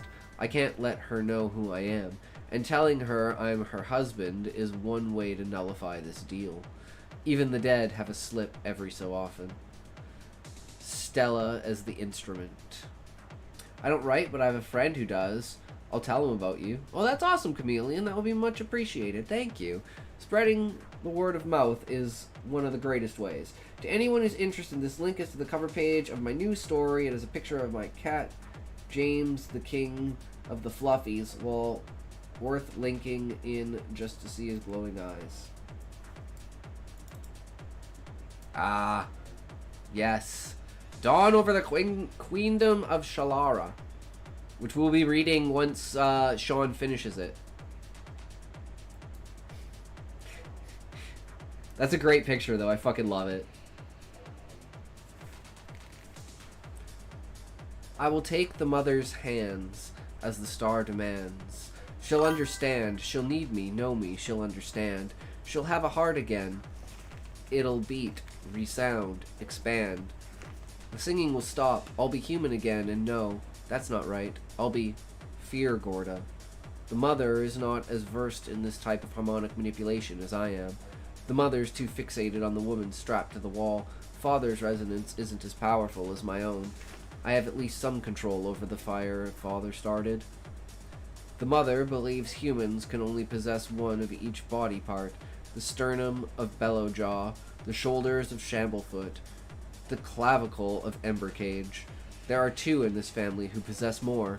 My legs skidded across the floor. The mother used me to raise herself up and remove the woman's belts and save her voice, to turn her into one of us, an instrument without the muscles needed for movement. I'm thankful the joints I once used to play cannot be used to flail. I'm thankful the use of my voice is limited to when her fingers hammer on my teeth. The mother will flail. She will scream, and I will stand there, still, not proud, not filled with a sense of justice, but waiting to let the musician experience the burn. I will use that desire to guide the resonance, guide the flame, guide it, and the mother screamed. We've been waiting to make her scream, because every day the mother made me sing. The same composition, every day, Flight of the Butterfly. The mother has always been sadistic. When she feels the resonance, there is no empathy. While the mother feels our suffering, the mother does not feel for us. We feel our flesh torn apart, though in her hands it obtains a pliability not unlike the Everpass. We feel a burning, a melting of the bones, and the mother is only rejuvenated. But there are moments I see a glint in her eyes, a tear for the moments she has felt herself. The mother's students are the clay in the palms of a child who does not understand her playing is de-throating the songbirds. The price of resonance, a town without a future, and hands go charred and useless. I just wanted her to feel what we feel. I'm not her instrument. The wish that brought me down from my constellation has trapped my human form in this torture device. I had no problem granting her wish, but I did not know what she was, letting her pluck me from the sky only to put out my flame. Olnerone seemed like a nice town with nice people. It was the sweetest wish I had ever heard. I feel a heartbeat, a pum. They wished that your production, the consequences of their deceptions, would fade. Once you are reborn, you should tell them. Distance does not erase starlight. It only delays the moment it reaches the eye. At night, I see better between them. They want to love each other, but this love is treated more like a partnership than a bond. I wanted to think it was the nature of their deal. One recruits the students, the other teachers. One kills the students, the other builds the pianos. But the mother, Nell, he called her, learned too fast the skills of her husband's trade. Stella, I sense you will soon be revived. You won't remember any of this. Memory is an easy thing to lose in this world. If there is one thing I want you to remember, it's that you are precious. You can lose your mind, your heart, but you will never lose your spine. You were once the center of Olnerone, a living, breathing star, made of gas and dust. Let yourself shine. Bapum, bapum. Revival of Stella. Is there anything that could make it through life unwarped? No. Stars warp, and even when left alone, we collapse. Every day was her hands on the piano. Every day her frustration boiled, the sweat that surfaced from her skin because she couldn't make the flowers bloom. Today was different. Something in the scowl my mother wore. She made a soft bite at her tongue as she secured my neck with stitches. Okay, this is becoming my favorite chapter. It's doing pretty good, Callie. Not gonna lie. You don't seem nearly as grossed out as I expected you to be, I said. My smooth, bright voice was finally back. So was my sanity. Some say death is a time for leisure. But while I was dead, all I did was sing. I was an instrument of recreation. I could not relax while bone struck bone and muscle was wound up for the sake of music. But I don't remember much about those days, only the singing. That's crazy, I didn't know dogs could be albino. Wait, what? I have an albino Yorkie. Oh, nice. Sorry, I missed that.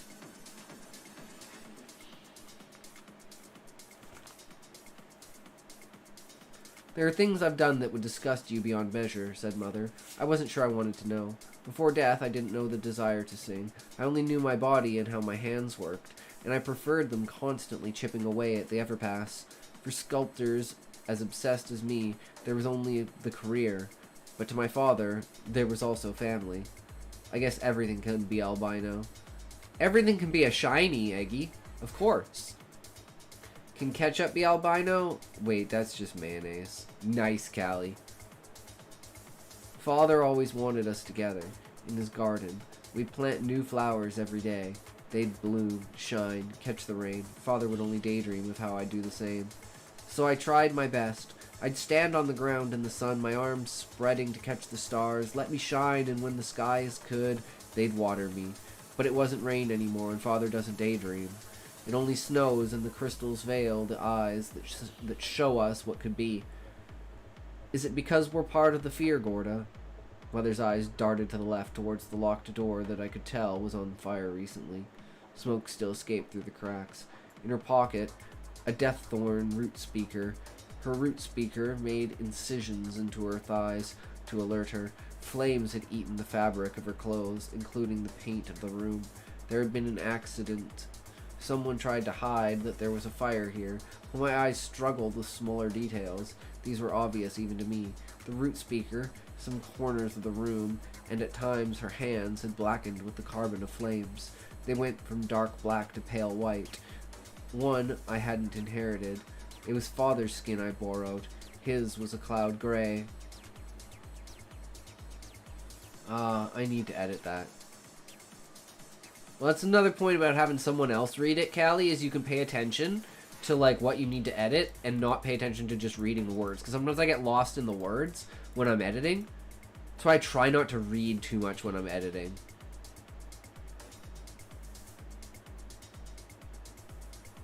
I had begun to believe it wasn't the clouds that let me have the rain. It was my father, crying. Because we were just fear Gorda.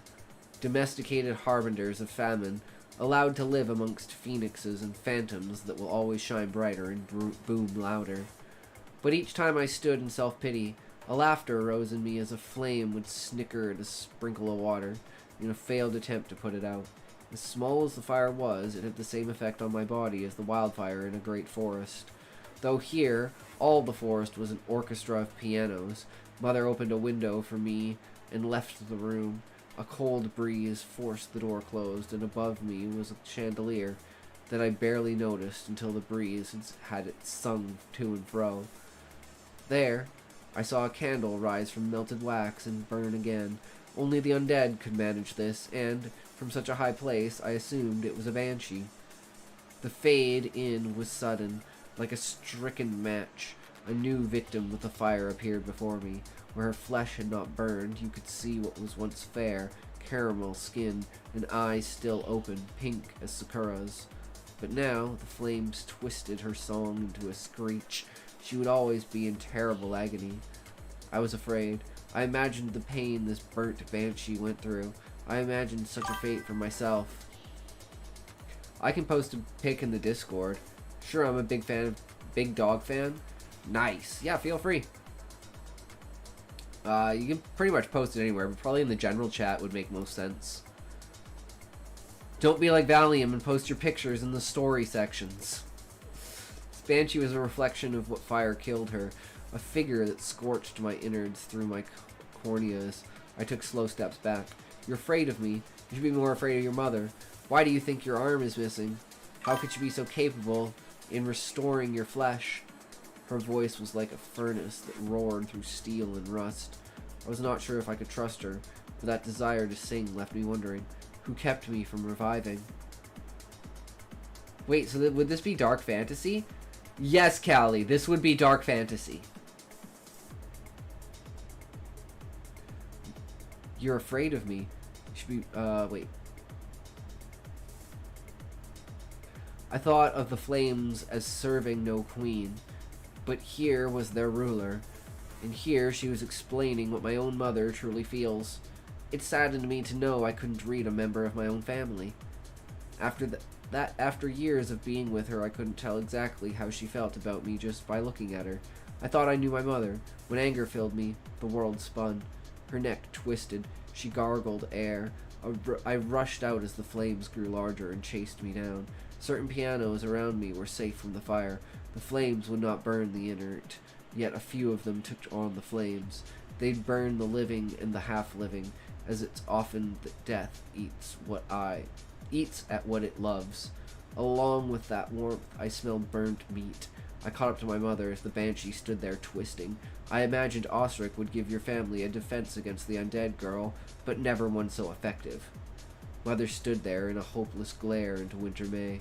She was very much a woman of snow, one built by well-meaning children, a cold, unlasting woman, meant to be happy for only a season. Sunlight melted her face into a frown. Mother could only hold her stubborn smile through cold neglect and isolation. She needed her solitude while I thrived in her company. I only wish she felt the same for me. My first day of the school. The world was a cold blur. Above me, there were stone gargoyles I could see in well enough detail. Hot air seethed through their gaping mouths, and they had as many undulating eyebrows as they had grinding teeth.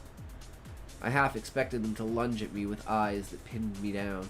I raised my hands to shield myself from their stare, and if I didn't know better, I'd say they were offended. With each of my steps on the pavement, words crawled into my ears like a near corpse seeking refuge. I heard this voice before, in fact. I've known her all my life. Corwin. I've been watching you since you were born, child. The star with 8 legs. You believe you cannot burn as the rest do only because your satellites tell you otherwise. But Stella, you burn inwardly, and the flesh that hides your fire must be unsown. Osric has enlisted you as his matchmaker, and given you the necessary tools to destroy me should I involve myself. But, as you can see, there are ways around this deal. Stella, you could surely win your mother's hands back, but I know you don't do that. Don't want that. If Nell again becomes consumed with her profession, you'll lose her. I can help you win her love. Place your hand over your mouth for 3 seconds, and I'll grant you the trait of ghostly charm. In exchange, I would like your voice. Oh, shit. Oh, shit.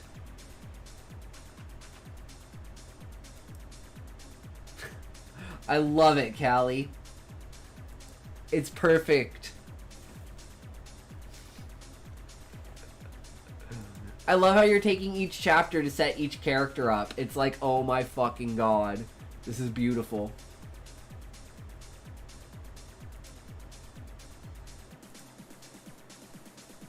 Oh, look at that. That's a Doog. Yeah, that is such a cool idea, Callie. I love it.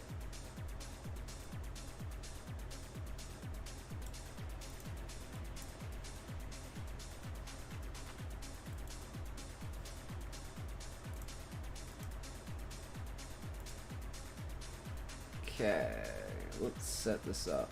God, we haven't done a plot outline in forever. Let's see here.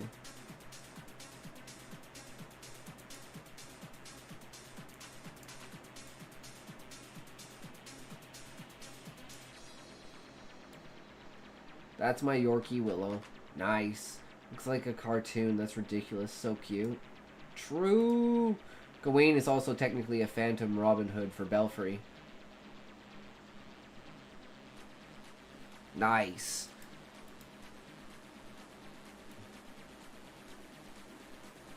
Okay, where is a new plot?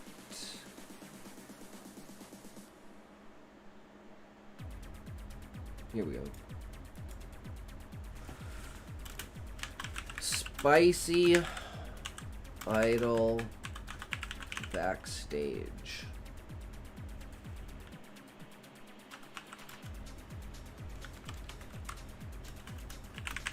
The club. Whenever.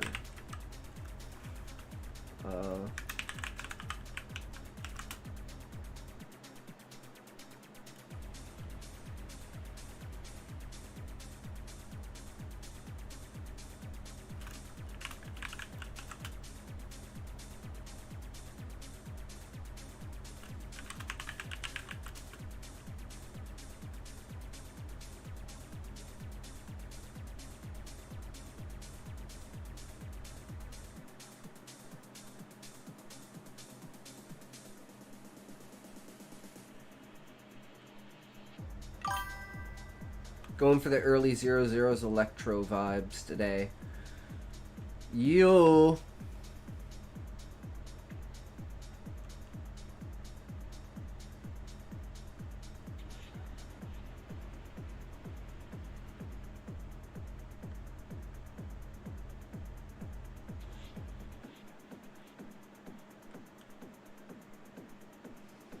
Fucking names, man. I can't think of like a good name.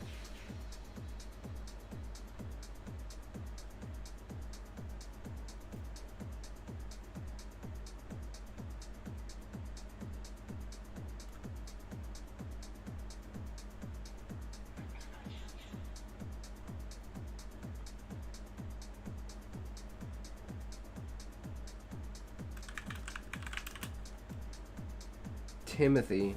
I don't know, it doesn't really fit. I feel like Timothy's more of a nerd name than like a fucking drug dealing gangster. So it's basically like so the idea, actually this is the title, not, or like this is the idea. Spicy idol backstage. Big Black Carl, Big Dick Carl. Yeah, let's go. Let's call him Big Dick Carl.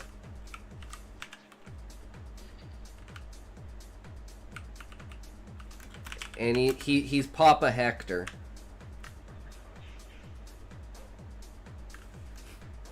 Junior Connor, cause it's like, it's like, you know, Carl's Junior, and he's Junior Connor. Big Black Carl, Freudian slip, LMAO. Well, you just think of Big Dick, you think of fucking Booty Cassandra. Love it. Booty Cassandra. Busty Trina. So they're the strippers in the strip club, right? These guys are the proprietors as well as drug dealers. And they basically like do performances in the club with the strippers as like a full like song and dance fucking thing while they're stripping. Didn't know Book Buyer was freaky like that.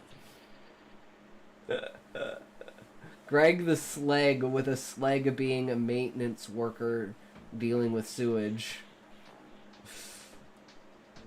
Is Callie freaky? I'm very freaky.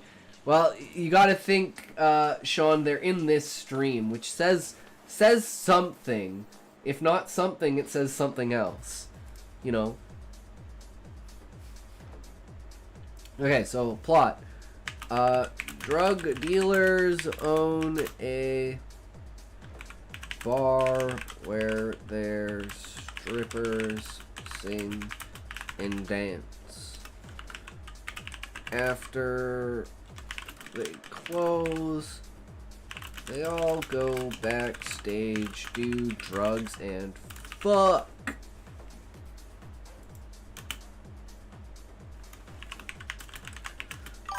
last strippers sing? Damn, I've been cheated. These ones do. These are high class, man.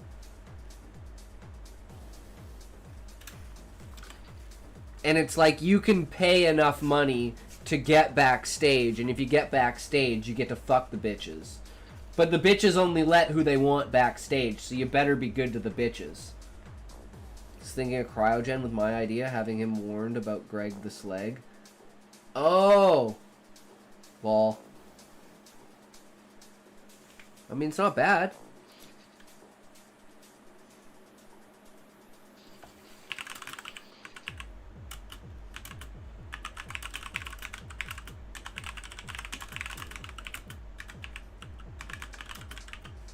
Can't spell.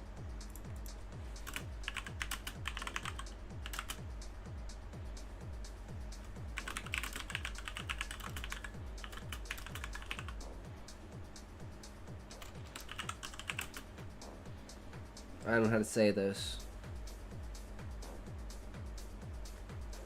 Papa Hector the Erector. Oh, I love it. Yes.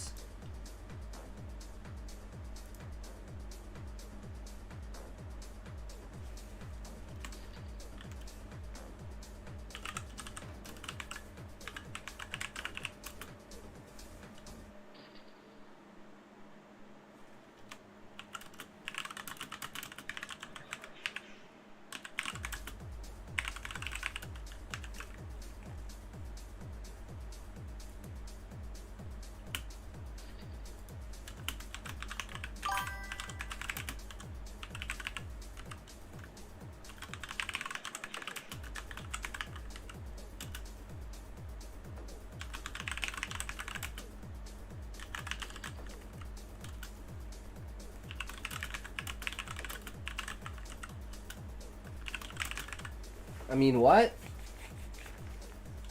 To a strip club in Europe where couples were on legitimate dates. I mean, hey, I would absolutely date a woman that would want to go to a fucking strip club as, like, a good time. I understand the lizard folks' current setup now. I had set up that the females were treated like property and the headman was the only one who allowed males access to females. It's the reason that escaped me till yesterday. Ah, nice.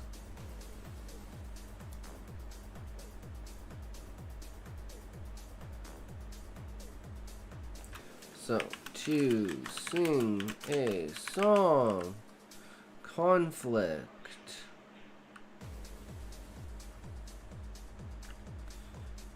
Don't want to stop singing. Disaster. Song ends.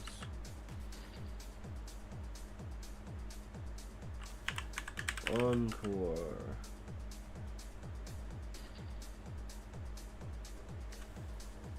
Do you have stamina?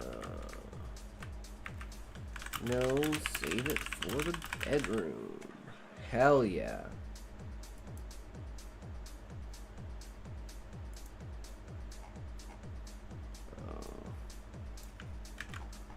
Set up 2. My dick's so big it fits in 2 sectors. Got a statue in my honor. Call me Hector the Erector. Headman Pimp. How spicy we going? I'm trying to be more direct, but have you seen, we're gonna go full, like, drug mode with this. Like, they're gonna, you know, they're gonna be doing, like, coke off of her pussy, like, have you seen the memes that we need Harvey Weinstein back so we can have hot actresses again? Yes, Eggy, I've seen that. Lizard folk mate for life, and it's an instant pairing. If deprived of their partner after meeting them, both die. The headmen of settlements are those who have the ability to see which males would mate with which females. By keeping them in the sanctuary, he prevented mating, but not breeding. Ah.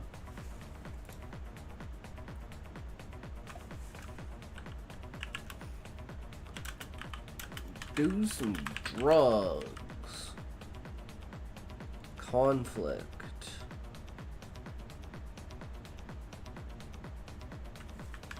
Not the right drugs.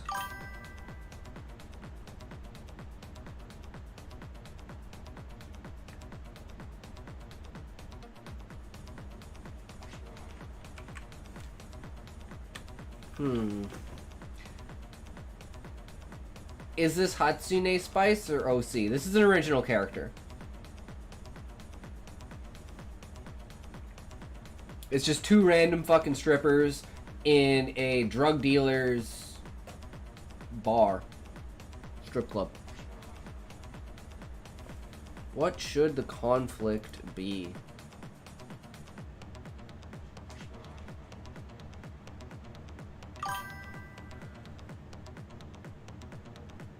Disaster it was. Erection pills.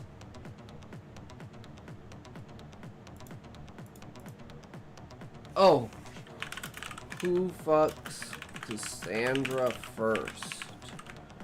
Disaster.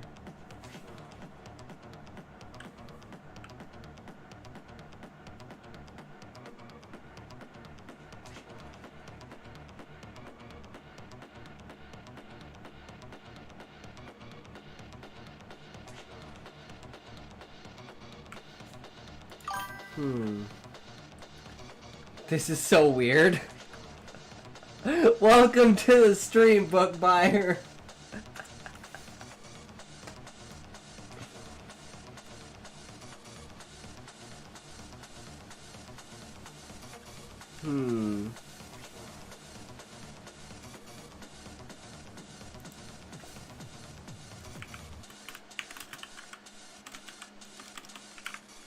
No. The conflict is whoever can do the most lines in a minute. Fucks Cassandra first. Disaster. Too many lines, bro. Reaction. Laughing. He's out of the running. Dilemma. Sometimes I wonder what the fuck I'm doing here. I mean, I wonder that all the time, book buyer. I look at myself and I go, shit, how did I get here? And then I remember, I don't give a fuck. I'm here. That's what matters.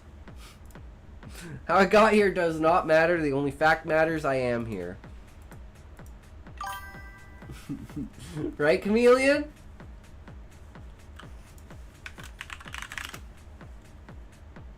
Shake them titties.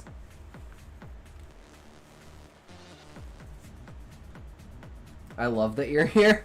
I mean, fair enough, right? I'm glad that people enjoy me just fucking around and doing some crazy shit. Because it's like, you're here for inspiration, either in writing or doing what you want to do. Yeah, exactly, right? It's like, why can't you incorporate the two of them? Writing doesn't require me to do anything special. It just requires me to utilize my brain. I'm going to look at a giant cooking recipe. A cookie recipe. Ooh, that sounds good, Caliber. I fucking love, like, those giant fucking cookies and shit. Or, like, brookies. Hell yeah. The dilemma.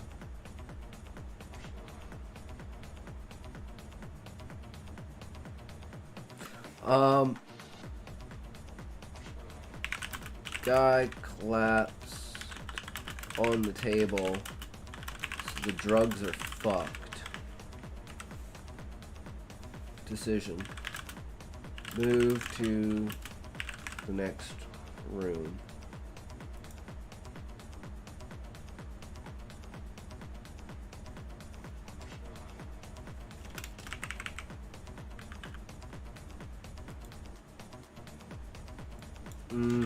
No. Pull table from the front to the back. Perfect.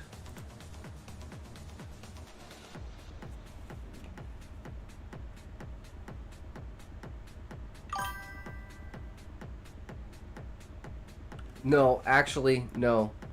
It doesn't break the table. Knocks table over. Scene table character has idea.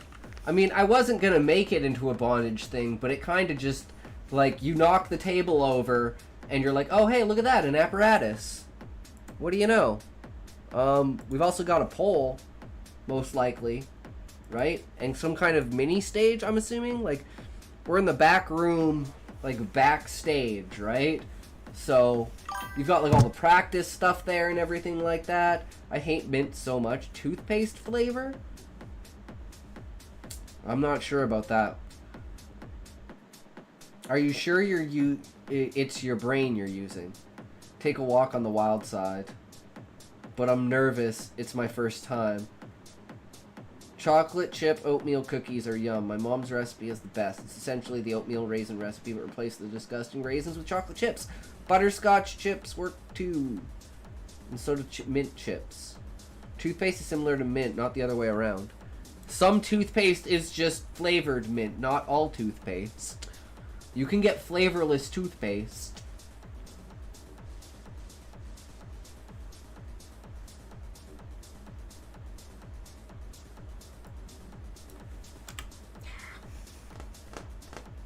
Just thinking. How do we go about this?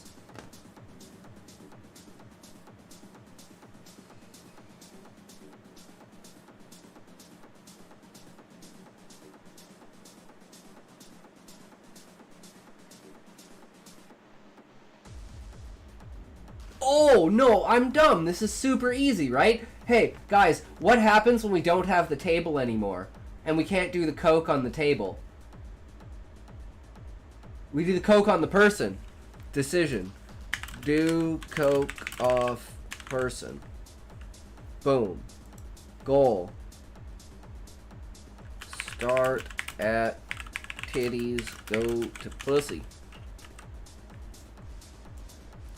Conflict.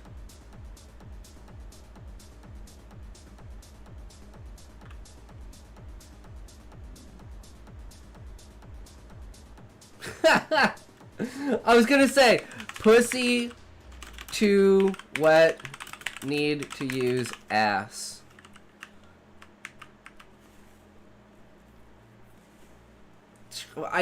Should I do the obvious thing here, guys, and make another funny, or should we just keep it like slowly moving into the sexual direction, right?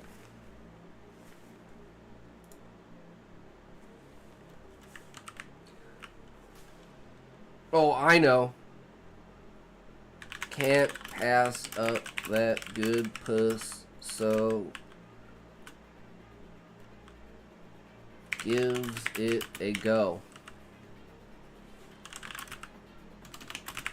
Loves it. Dilemma. Other two.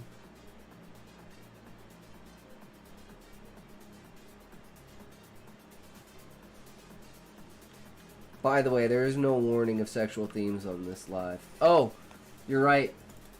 I haven't even changed. Yeah, I didn't even change the category. Derp.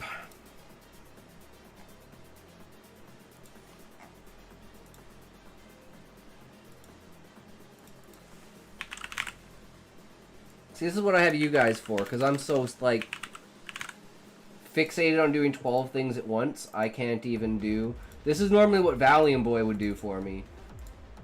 But, unfortunately, because he was on both Kick and Twitch, so he could do both of the, Oh, whoops, I need to add the sexual themes. Yes. Okay. Much better. Okay. Especially since we have actual sexual themes on the page now. Other two are jealous.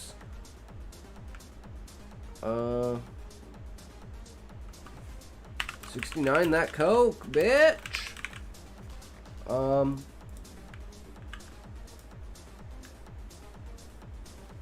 Two. Fuck. Conflict. Oh shit. shit. Needs to pill. No pills. He mad. Dilemma?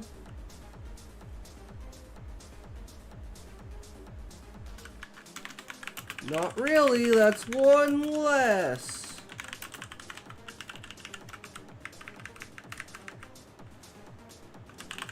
Leaves to get pills, leaves them to their shenanigans. Nah, I was gonna say to their fucking.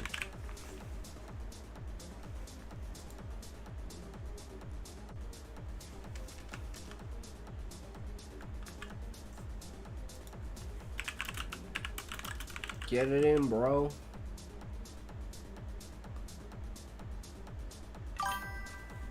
Figure out position. Alright, sounds good, book buyer.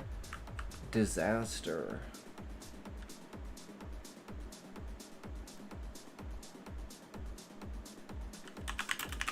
Did no.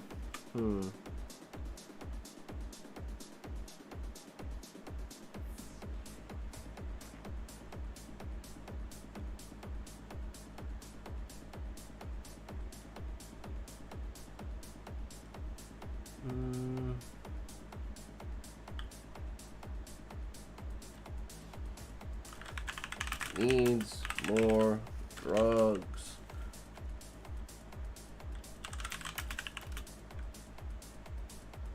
Stand back.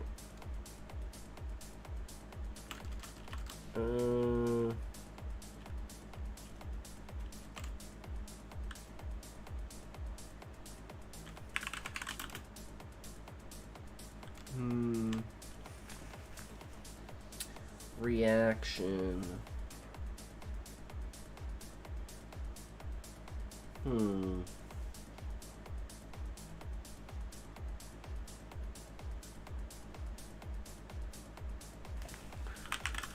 Rail off chick's back. Dilemma. She's starting to sweat. Decision.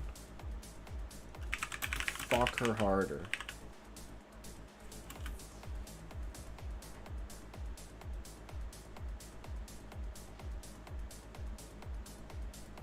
I think that's good for now. Okay, so the intro. The duet singing on stage. Their closing song is the crowd's cheer. And the singers below as strippers. Action. Song ends when led out of the bar and characters go backstage to have some fun. Drugs get out of hand with a competition, causing one to pass out.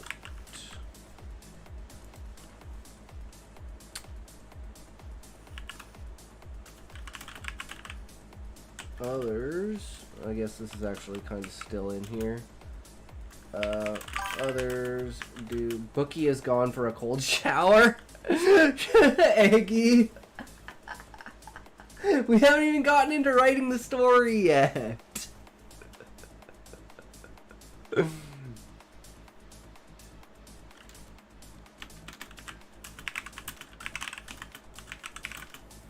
Maybe this is actually not even. This is.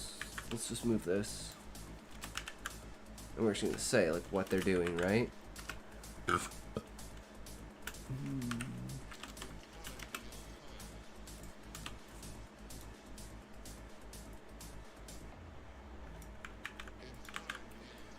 Others laugh, then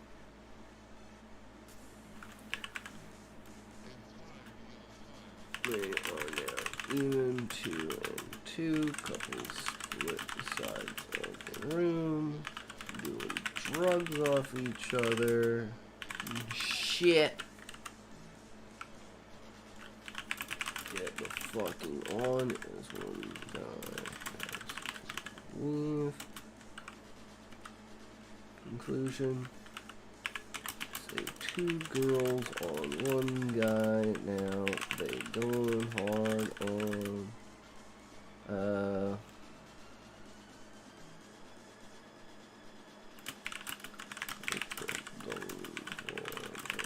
other guy going hard on her, then some more drugs.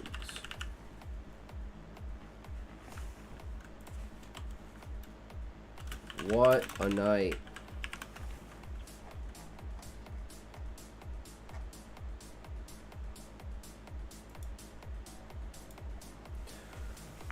Okay, before we do this, we're gonna take a toke. Oh, shit.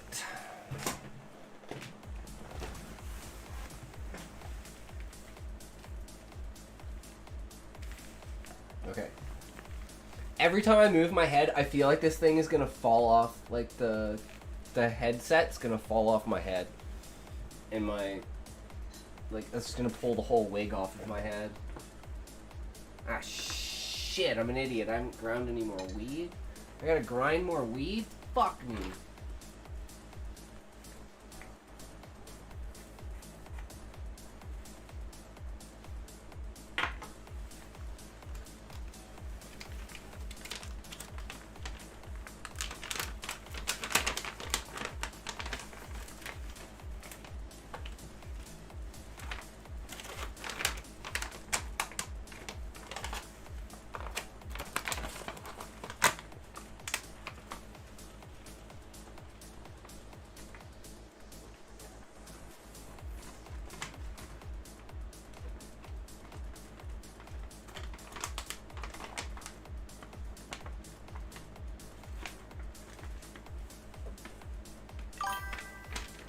Not seen you on the chalky milk in a while. That's because I'm an idiot and I just forget to grab it before the stream.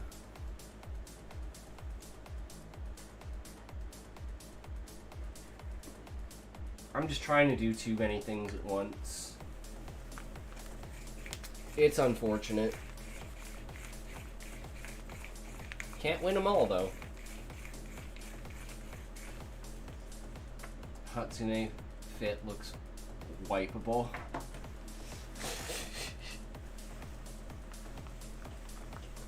Why has no one done chair dance, huh? Huh?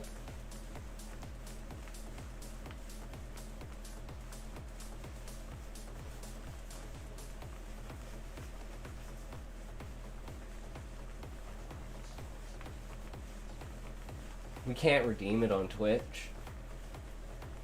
Well, you can.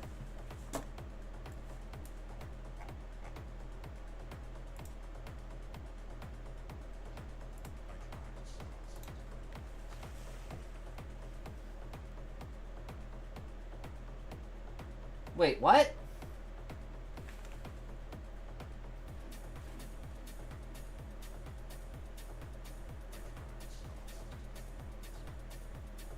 It should work.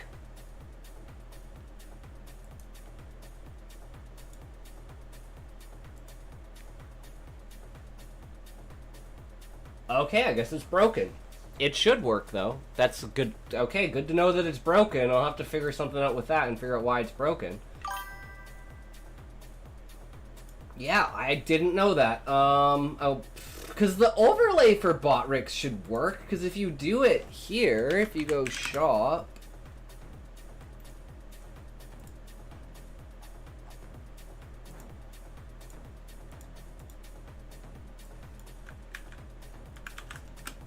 Thank you for redeeming chair dance.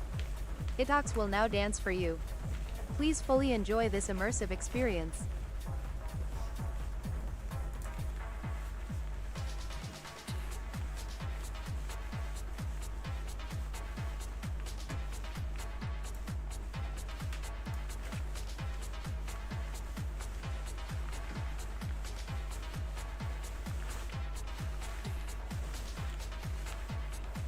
Keep dancing, bitch, it ain't over yet.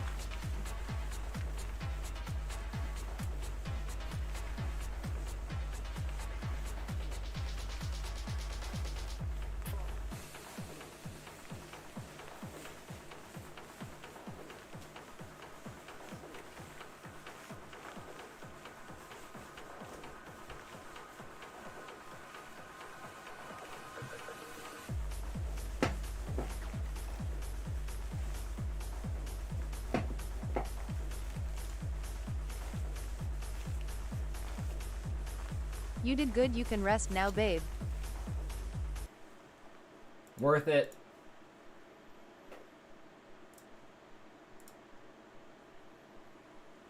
Okay. Toke time.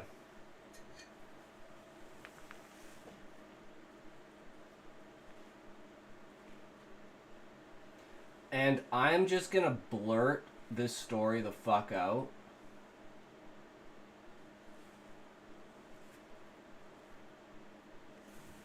And we're just gonna go scene by scene. Super easy, like.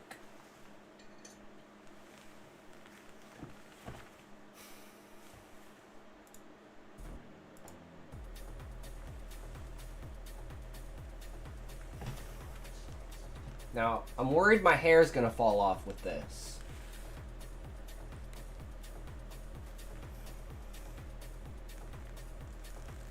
Yeah, this is sketchy.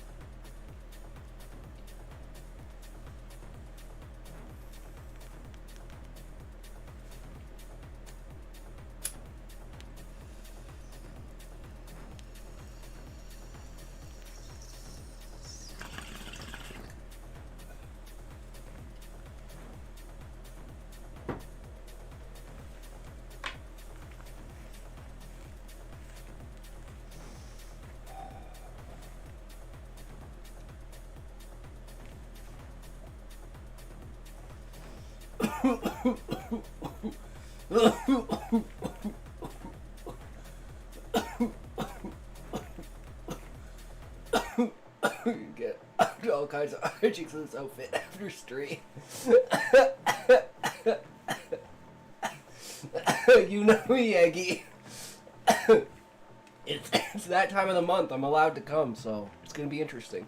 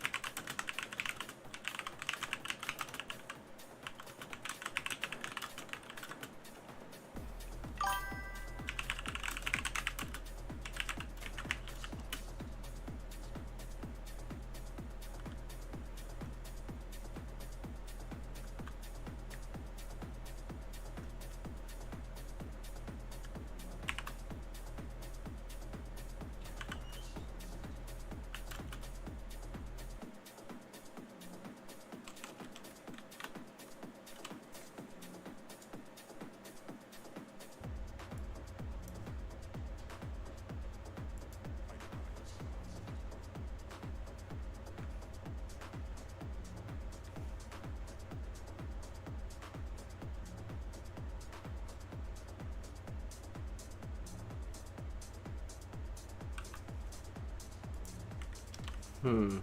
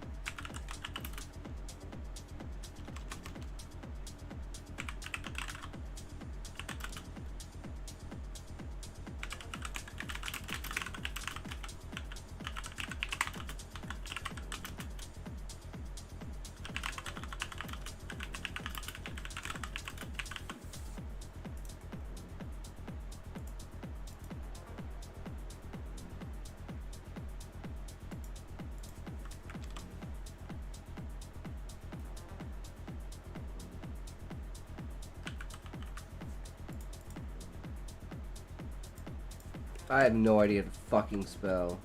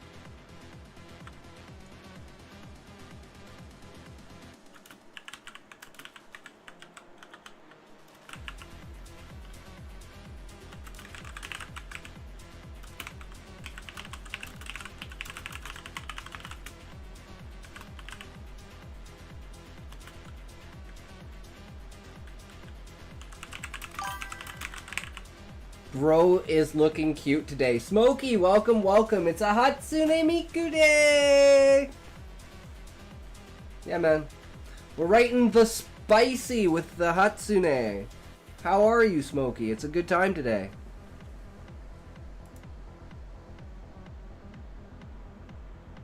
Uh-oh. Guys, we're in for it now. I spoke too soon because I was saying earlier Thank we you need for some redeeming chair dance. We need some chair dance. Hickox will now dance for you. Please fully enjoy this immersive experience.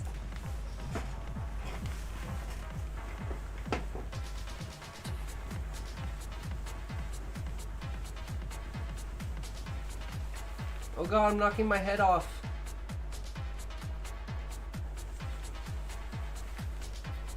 This thing is super annoying. It is not secure on at all. Keep dancing, bitch. Thanks. It ain't over yet. Can I spin my hair? No, it doesn't really work. Just get it all tangled and everything.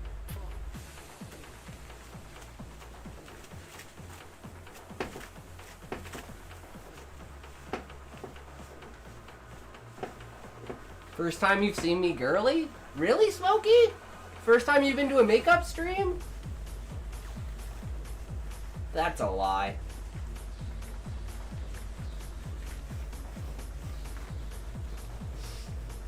You did good, you can rest now, babe. You've been so sick recently? That sucks, Smokey. Just always be here for the full moon now. We are a werewoman. On the full moon, we do a makeup stream.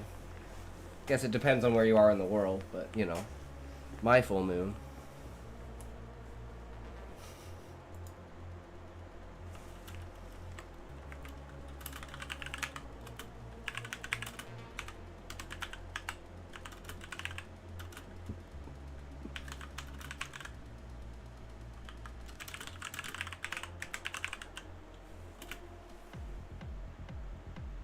Peach True. And we're writing the spicy story too, so it's like everything just goes together, right? It's like no one's talking in chat, and I wonder why, guys. So, Smokey, you better get on board with the Goon Fest.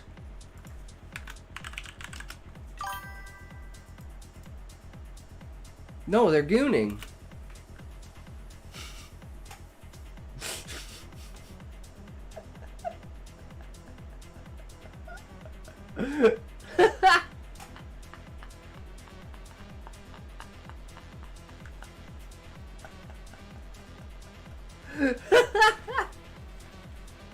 It is what it is! I don't control what you do in real life.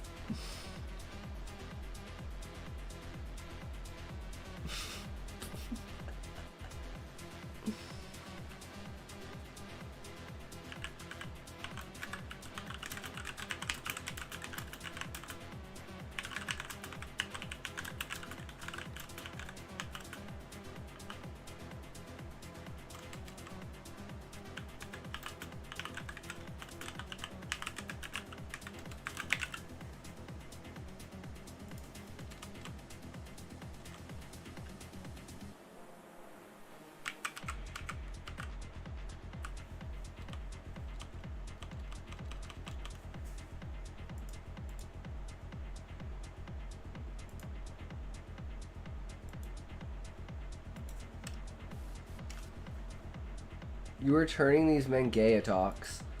No, I'm not. Think about this, Smokey. If they're only attracted to me when I look like a woman, does that not make them straight because they're attracted to feminine features?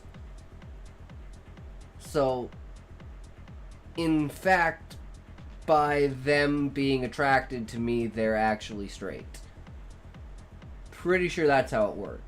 Because otherwise they'd be attracted to me without the makeup and without the boobs, right? That's where your logic leads.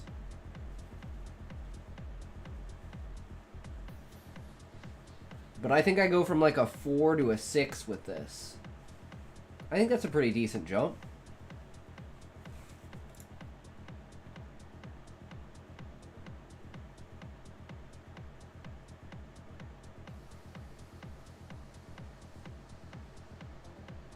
They know you're a man and they like you as a woman, then is gay, I think. I mean, that's fair if you think that, Smokey. As you said, you only cross-dress, right? Yep. But it is the idea of, you know... Well, I guess it depends. If it's the... So I guess there's the nuance of... It depends if they're only attracted to the femininity that I present. And, like, the, you know... You can't really tell that well, so it's like just from a glance you might think that I was an actual woman. But if they're thinking about it on like a structural level of like personality, then it would be more me than it would be either like male or female. And then if they like my beard, they're just straight gay, which is completely fine. I like beards.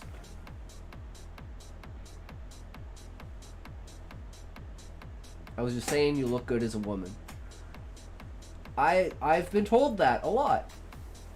So, and I find it fun, and it's doesn't necessarily, like, it is innately fundamentally sexual by the nature of it, but I don't need to present, you know, in a sexual manner.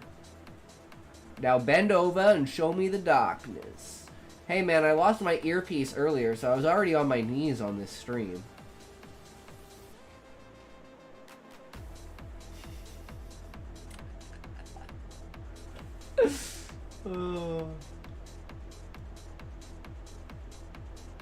Okay.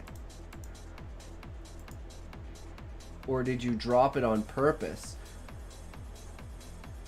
I mean, it's possible, because I found it, and it wasn't in front of... Okay, there's this saying I have. It's not in front of you, it's behind you. And earlier I couldn't figure it out.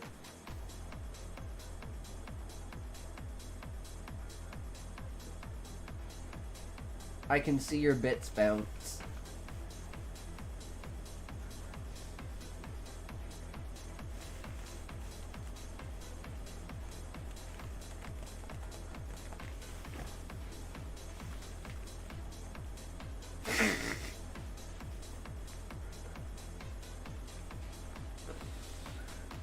But that's the one time where it's like, you know, if I could actually if I could actually like I could actually just take this off and it would be fine. So it's like at that one moment where it's like, oh my god, it's getting so spicy, take your shirt off. It's like, oh shit. You know? Can they ban me for that? As like pretending to be a woman, but I'm a dude? The outfit, the entire thing was $100. It's actually really, really nice. The only problem is this. I don't know why. Don't ask me. But the headpiece comes in 3 pieces. These are not attached to the fucking actual wig. So we've got kind of like a mock-up, like, kind of thing here. But you can't tell, right? It works pretty fucking perfectly.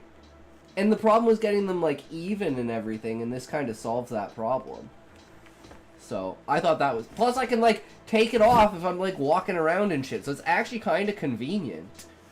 I just need something to, like, pin this to the top here. Because it's, like, it falls off my head when I'm taking a toke. So I gotta be, like, super careful. And it's, like, getting in my mouth and shit. It's fucking annoying. But, hey, it is what it is. I think... For the first ever true cosplay stream, I think this went really well. So who should we give us a 360? Whoops.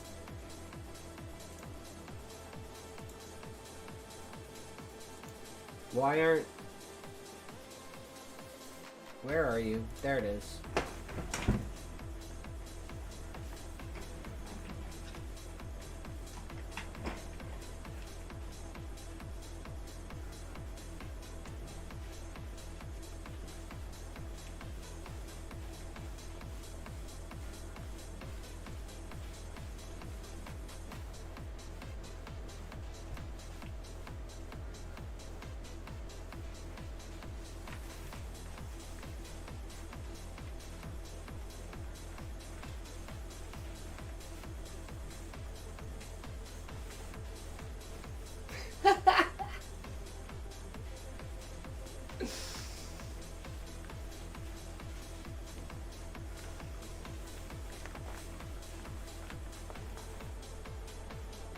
You loves it? Oh, I fucking love it. I love it, baby. It's great.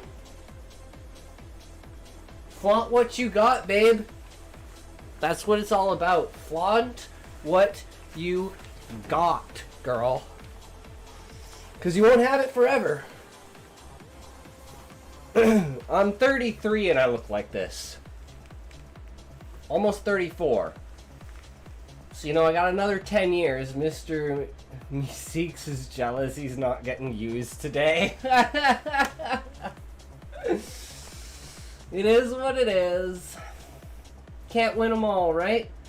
Sometimes you gotta sit in the cuck chair. Sometimes you gotta sit in my chair.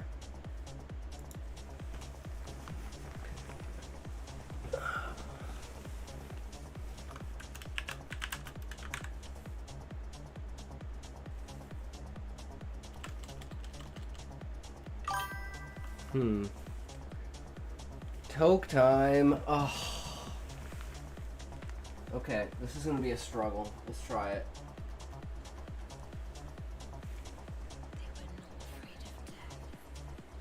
Okay, you're running low on points.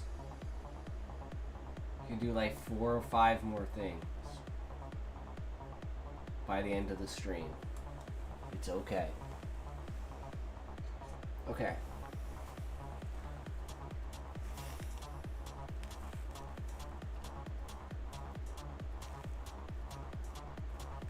Or not, you did not do that. You can't bring them all here. That is not fair.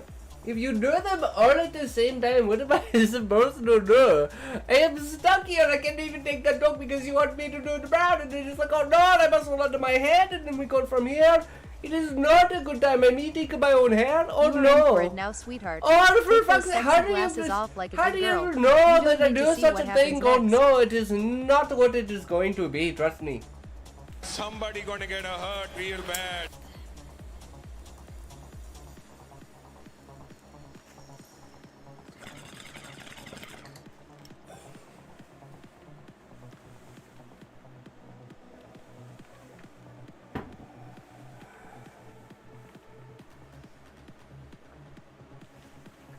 This is the single artist challenge I have ever done.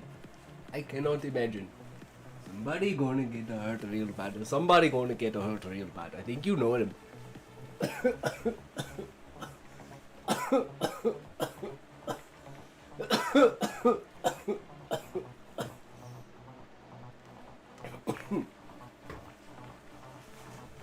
Oh boy.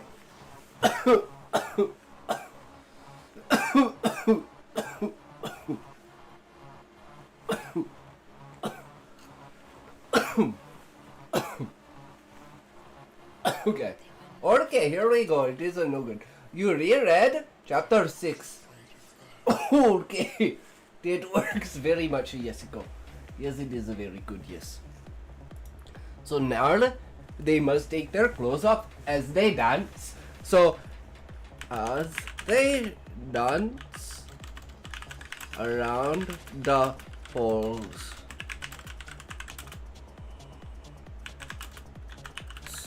Swing.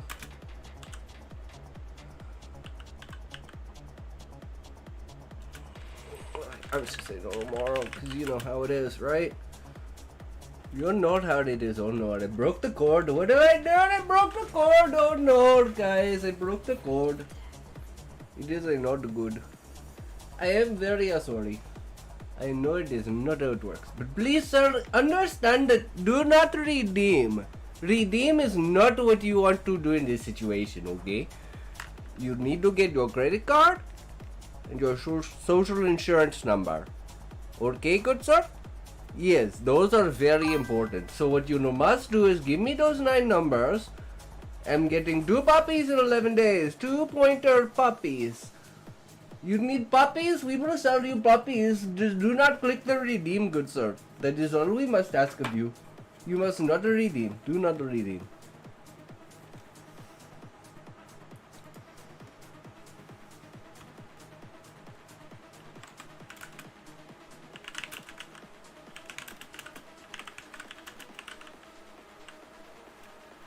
Why did you redeem it, you motherfucker? Fuck you, the buddy guy. Why would you do such a thing? Now I can't take your... I mean, now you have to go through an entire new process in order to get another one. Now you must... Okay, now to go down to your local place that is sell a card, right? And then you get that card, and then you give me the numbers on that card, okay? But do not go through the redeem process, please, sir. That is... Then we must start over from the beginning, and it is no fun because it costs a lot of money to set this up. You understand, right? The more money you spend, the better person you are. Do you not know how the system works? If you pay into it now, you get out more later. Mad how gullible people are though. Oh, fucking some people are so fucking stupid. And you can't even tell them that they're fucking being scammed. Cause they won't believe you. And it's like, you know that's clearly not who they say they are, right? Oh, I've seen them on video. Okay, sure you have. I'm sure you have. People have seen me on video. I'm sure no Indian will ever work for Microsoft.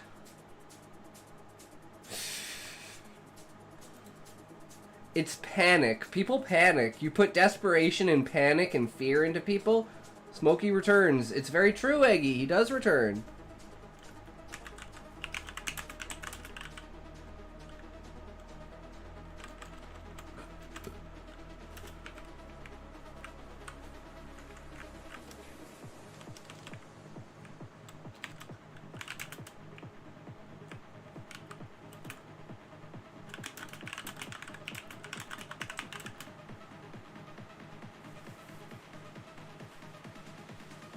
Everyone's trolling. This is the troll stream. If you're not here to troll, then you're here to goon. There's only two type of people. There's trollers and gooners. I'm both at the same time. You have no idea.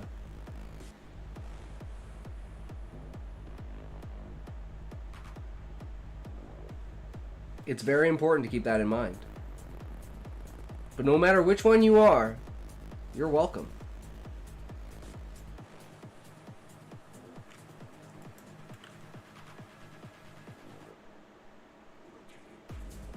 I'm here to bust my load.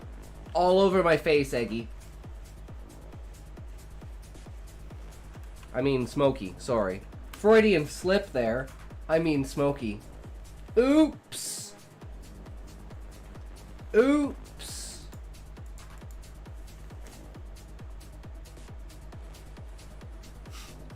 You want to, Eggy?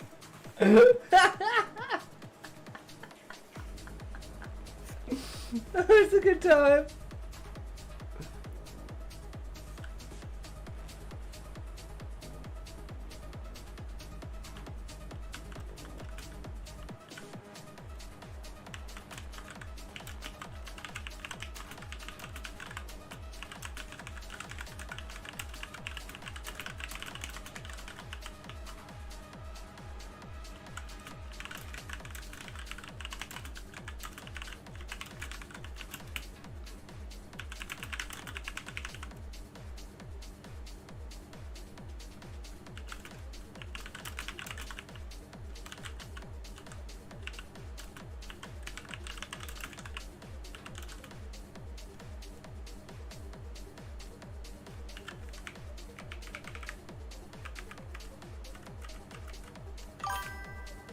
Aloha Talk, looking extra delish today. Essentia, welcome, welcome. Today is Hatsune Miku cosplay. It's mutual, Smokey. True. Finished. Already, Smokey? Okay, well, get ready to go again. Great. That's good, good. It's an amazing day. I'm glad that, everything worked out, because I was worried about the wig, because it's very weird. It's actually 3 pieces. So, yeah. The pigtails are not attached to the actual wig itself, so I attached them to the headphones. Which, yeah, it works. These things are a little bit wonky, but it is what it is, right? It's not perfect. But, I mean, it's pretty damn good, right?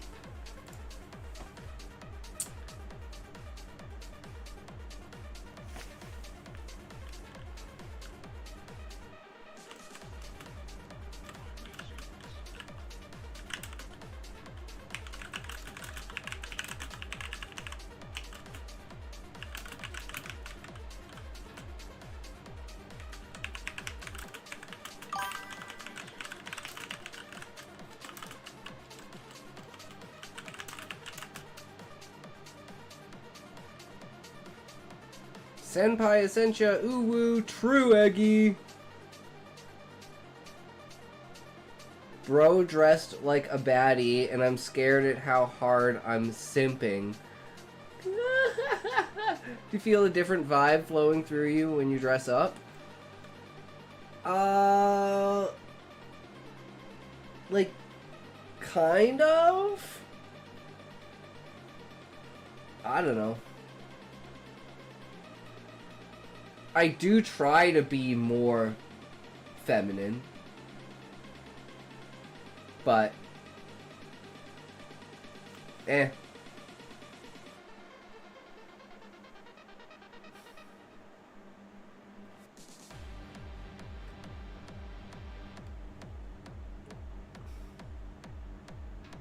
it's not. Hold on.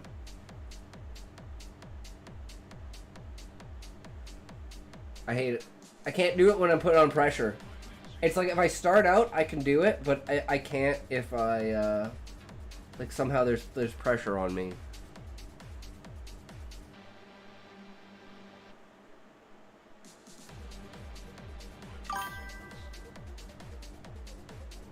I would go and use my other voice, because this is the voice that if I was actually going out and I was doing something, this is how I would talk.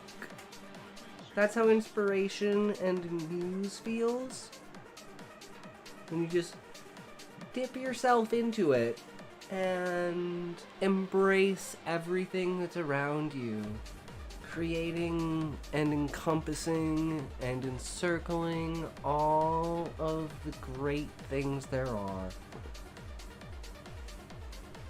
I just have to let it express itself and not think about it. It's like muscle memory. You just get used to it over time. It enables you to engage in a completely different perspective that gives you... Keep it glowing and flowing. Thank you, Essentia. You as well. Thanks. Always glad to have you in here.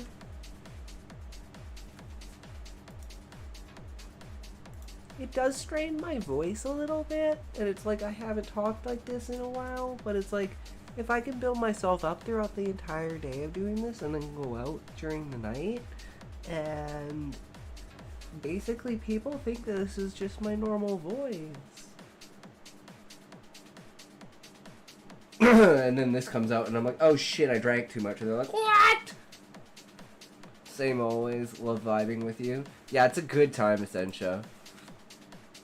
Voicing tee-hee. The Adam's apple yelling Ayo.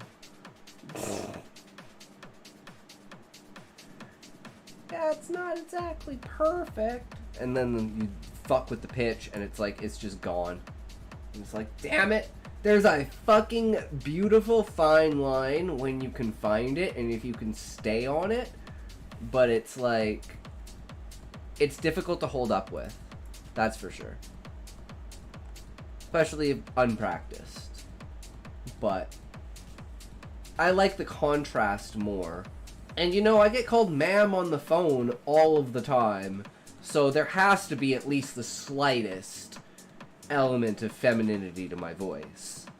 If only it is the lisp.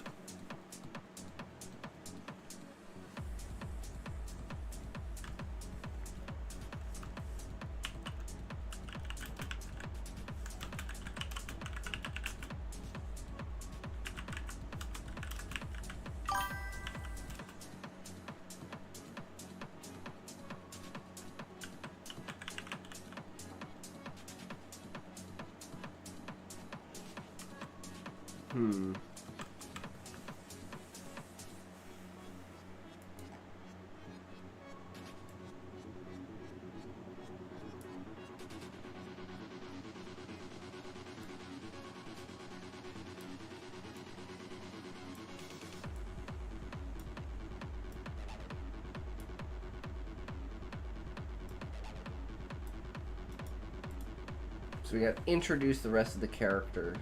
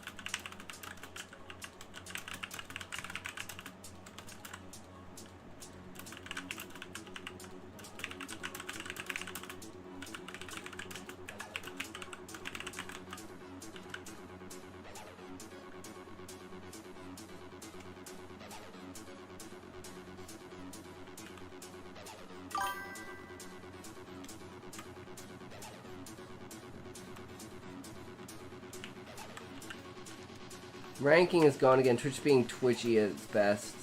Yeah. That's just stream elements. It does what it does.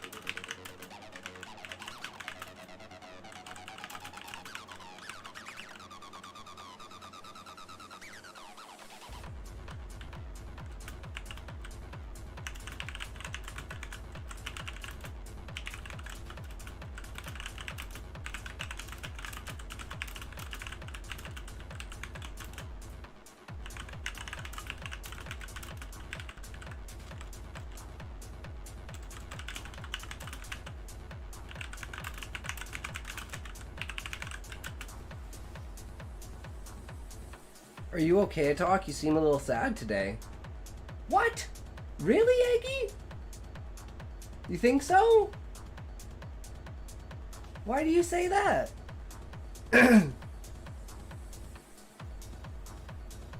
I mean, honestly, I had a headache earlier for like a little bit, like the first like hour and a half of the stream. I had a fucking massive headache, but it's gone. I'm good now.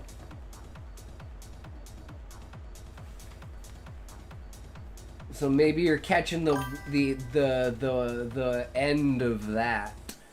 But yeah, no, I at the 2-hour mark, I was gonna be like, man, if I'm still here, I'm just gonna end the stream. Like, I don't know why, but holy fuck, my head hurts. Maybe you're sad because you're not a gender morph, because then you could actually switch whenever you wanted. But Sean, I don't want to be a woman. I just like dressing up. You know? I love being a femboy. I think it's way better being a femboy than it is actually being a chick. Or being trans. Like, I got fake tits. I got a hole you can fuck. You know, it is what it is. The other shit's useless. Use what you have, right? Use the cards that you have in your hand. Don't try to take other people's cards or try to draw new cards. Like the old joke, I don't trust anything that bleeds for 5 days and doesn't die.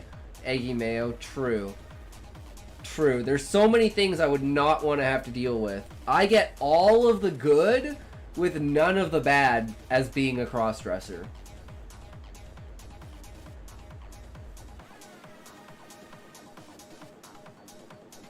Well, I'm off for a bit. Alright, sounds good, Sean. Thanks for hanging out. Have a great stream, bro. Indeed, will do. I'm excited for this story, because we're about to get to the drug scene. I don't think I've ever actually written a drug scene before.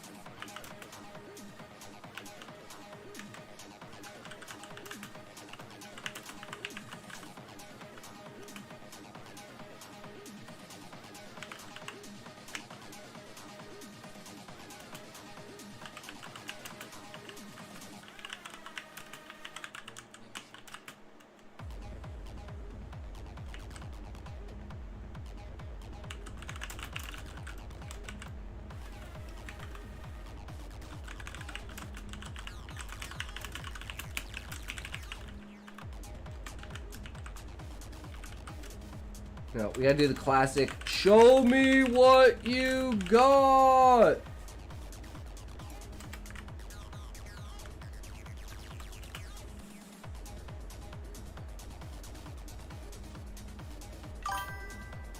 My story has made me sad. Currently editing. Well, that's a good thing. That means your story is strong, Callie, if it can hold you in a sway.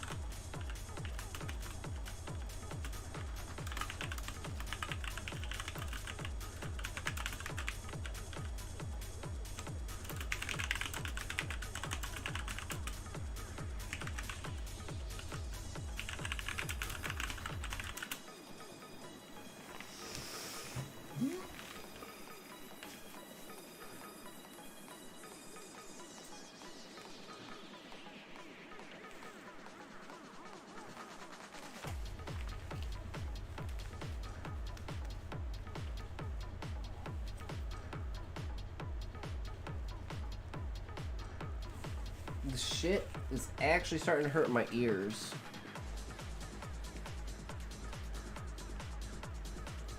That's why I hate wearing headphones. We will endure, however. We will endure. We will use it as inspiration. I need my chocolate bar, though.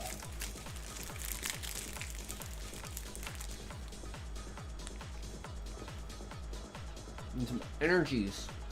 You got energy to shit up, guys. We're fading fast. We're just about down to the flux soon.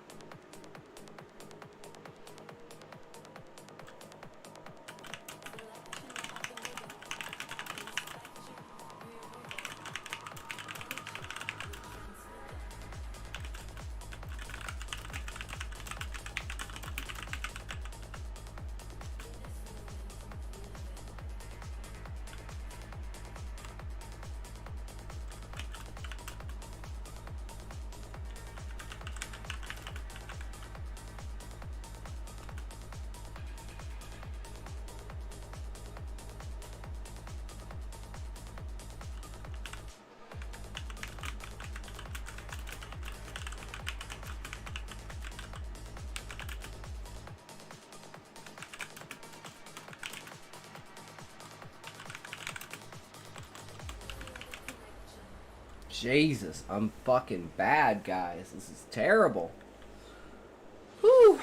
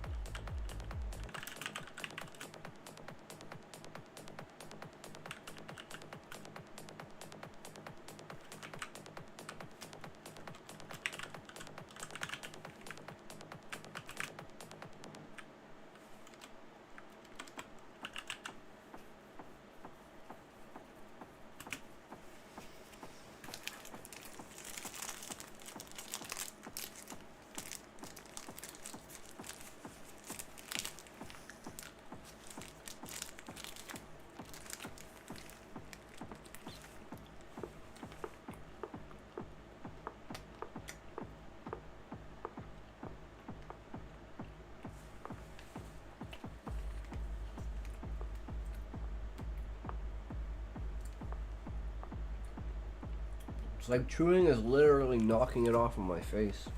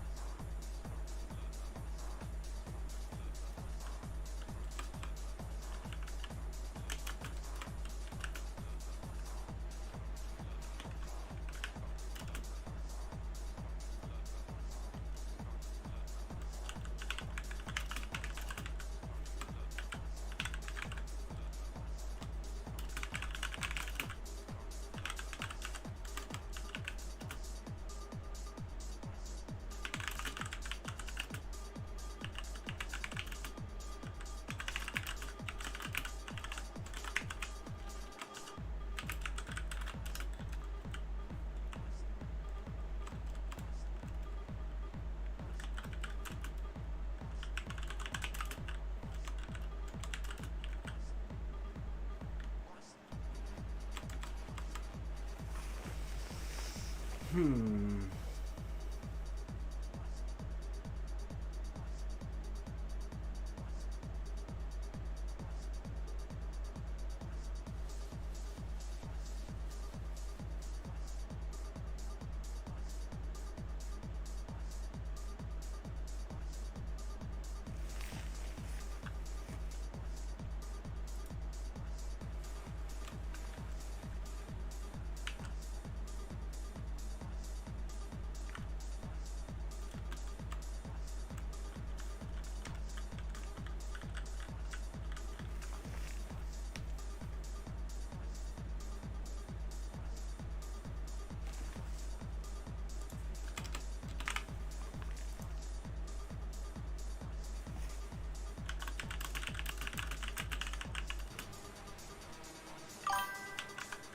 Found a section of my novel I deleted 3 months ago. Holy shit, Callie, nice. Is that a good thing?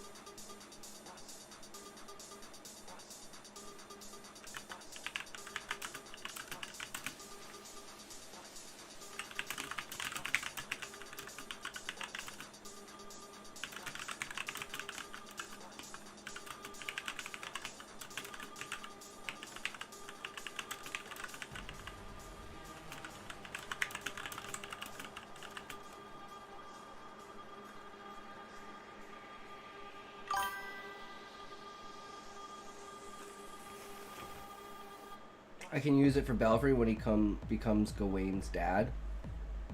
Nice.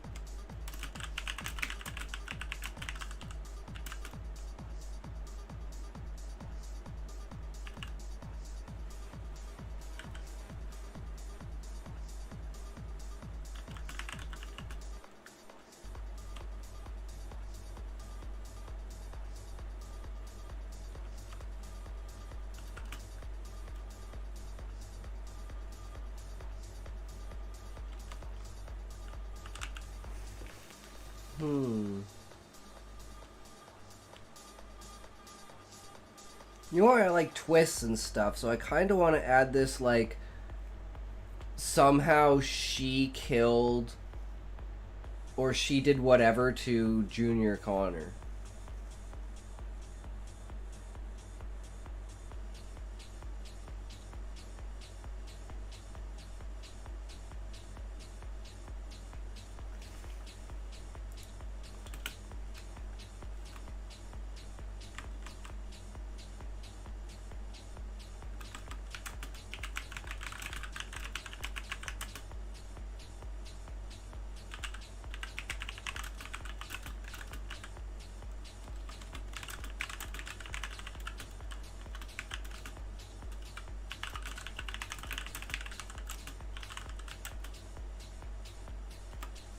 I think that's perfect.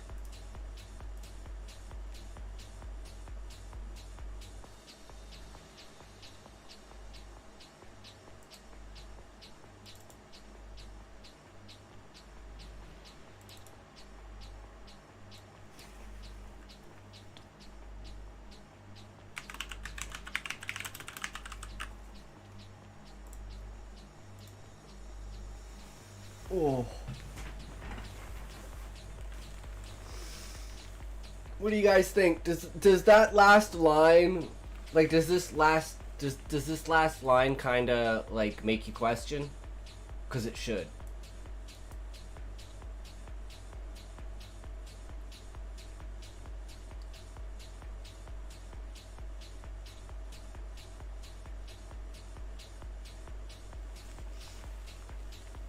But I need to take this thing off. This is fucking killing me. Oh my god, my ears hurt so bad.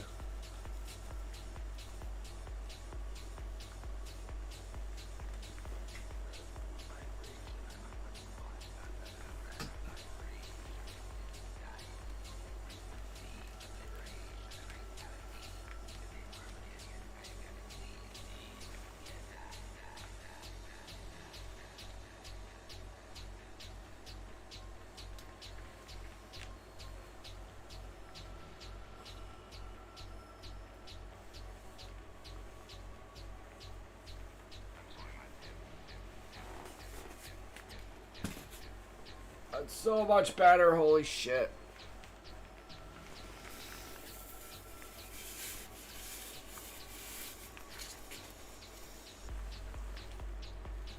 Ooh, hoo, hoo, hoo, hoo, hoo.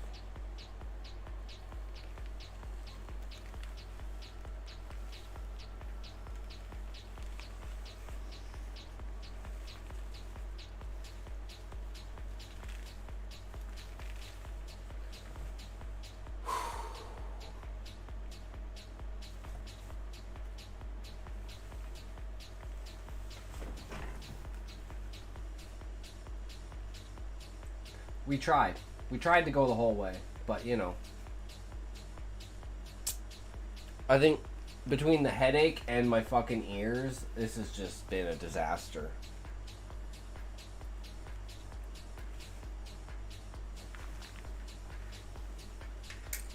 Oh, but hey, we did it.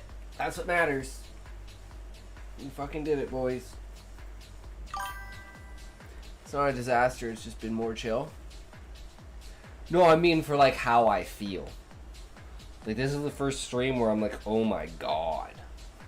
This is actually like physically hurting me.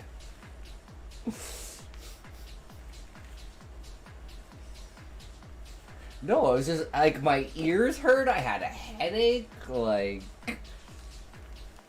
and it's like the whole time I could just be like, oh, I could take the wig off.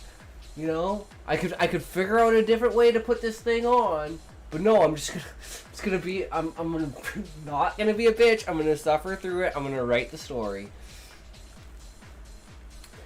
But I do think it drained some of my, like, brain power. Beauty is pain. It's true. You ever worn high heels? That shit is fucked, bro. Why do they do it? I don't know. Makes your calves look good and your thighs look good. Anything to make yourself look better, right?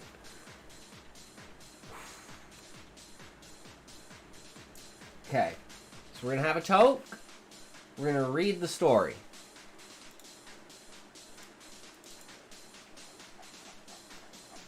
It's pretty damn short. And it's not very explicit, but it is kind of. I don't know. It's also kind of jumpy, but, you know, it's always the first edit.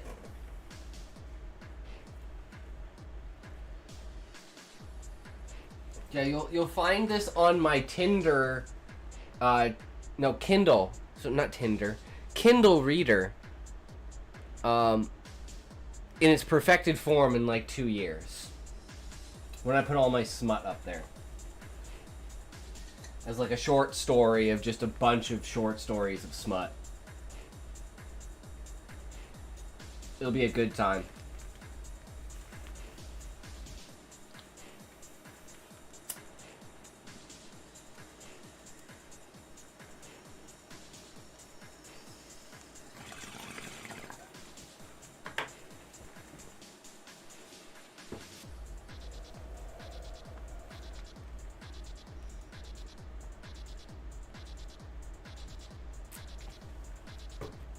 Okay.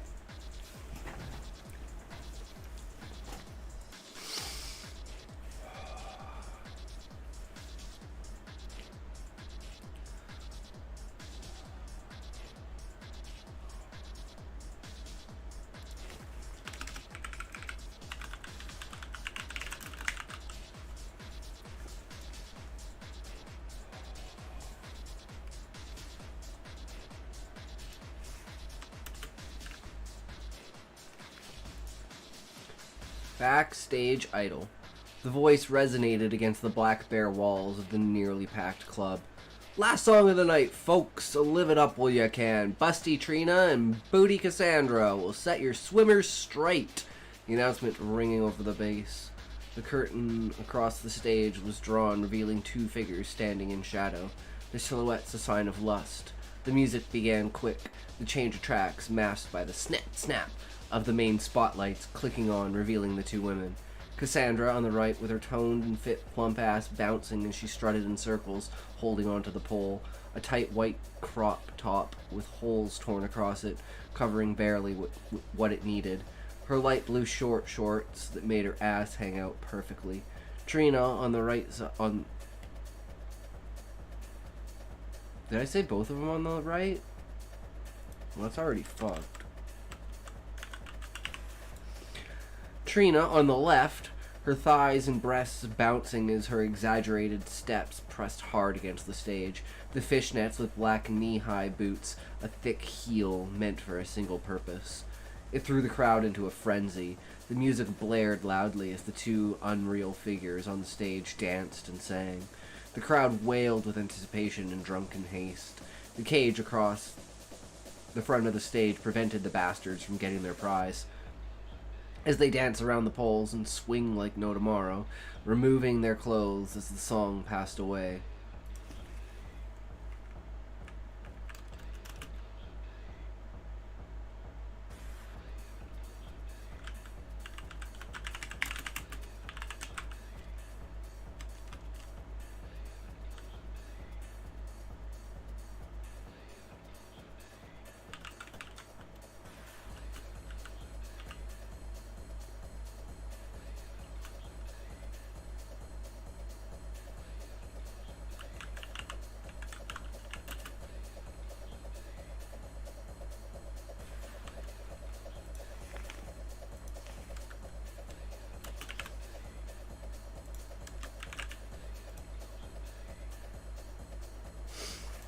Okay, I think that's better, because they didn't say who it was, so...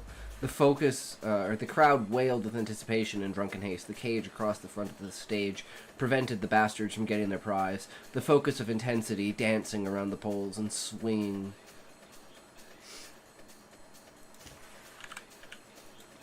like no tomorrow, removing their clothes as the song passed. As the song drifted off to the announcement that the bar was closed, the men shouted and threw money at the stage. The women on stage strutted to the back curtain and disappeared behind it. Papa Hector the Erector, Big Dick Carl, and Junior Connor were the only men left standing. Junior, you're in for a night. They are ripe for the picking. Worth every penny, boss man. Let's get this night started, Carl said as he unlocked the cage and slid it aside. The three men, with grins on their faces and lust in their loins, passed beyond the black curtain. The room smelled of bodies and alcohol. The drinks bled fair to these devils. Line it up, Connor. Show me what you got. Junior Connor pulled a card from his wallet, sat down at the fancy wooden table, the bare chair a trifle next to the table. He emptied a bag of powder onto the table. Taking the card, he cut as many lines as would fit on the table. The powder was still piled. Watch this, Connor said as he rolled a bill and leaned in close to the table, placing it in his nostril and closing the other with a finger. He speed ran the table, taking 20 or so small lines of cocaine. Tweak it, bro, he shouted towards the women standing across from him. They smirked and partook of several lines. Haven't had this good in a long time. Crazy good. Connor was bouncing on his feet and shaking his head, his breath heaving in his chest, his heart beating in his ears. This fucker can't party, Cassandra said as she placed a foot on the table, swapping which one was crossed, flashing herself towards Connor with a wink. He took a swig from the 40-pounder. Vile and savage, he looked at her with only instinct guiding him. Steady, you two. Our turn. Carl interrupted their flirting. He took a card from the table and began to set lines for him and Hector. Cassandra stood up and strutted over to Connor, sitting down in his lap. She placed her hand on his chest and leaned onto his shoulder. You ain't ready for me, baby, but I am for you. She pressed her thigh into his crotch. Hector snorted and shook his head before grabbing the bottle and taking a few swigs. Hits you in the dick. This shit gonna bust those pricks. Roll in the money. He laughed and cracked his neck, looking over at Trina. She smiled mischievously and licked her lips, raising from her seat and walking over to Carl. She placed herself between the two men and reached for their belts. We don't need these, boys. Get comfortable like us. She dragged her fingers across their cocks, getting a measure. The sound of chair legs scratching against cement hung in the room. The trio looked over as Cassandra jumped out of Junior Connor's lap. He pressed his hand to his chest and he breathed heavily. He pressed his legs out, causing the table to topple. The room burst with laughter. Almost a waste of good coke, but we topped it out pretty much. Shambles of a shard was left only at the depravity of... Shambles of a shard was left only... Wait. There, that's why. Shambles of a shard was left. Only the depraved and downtrodden would care of that. He went too hard. He's still alive? We don't need another incident, Hector chuckled. It might just be worth it, even if he was. No, he's breathing, boss. Just shook a bit. He passed out. Seems fine.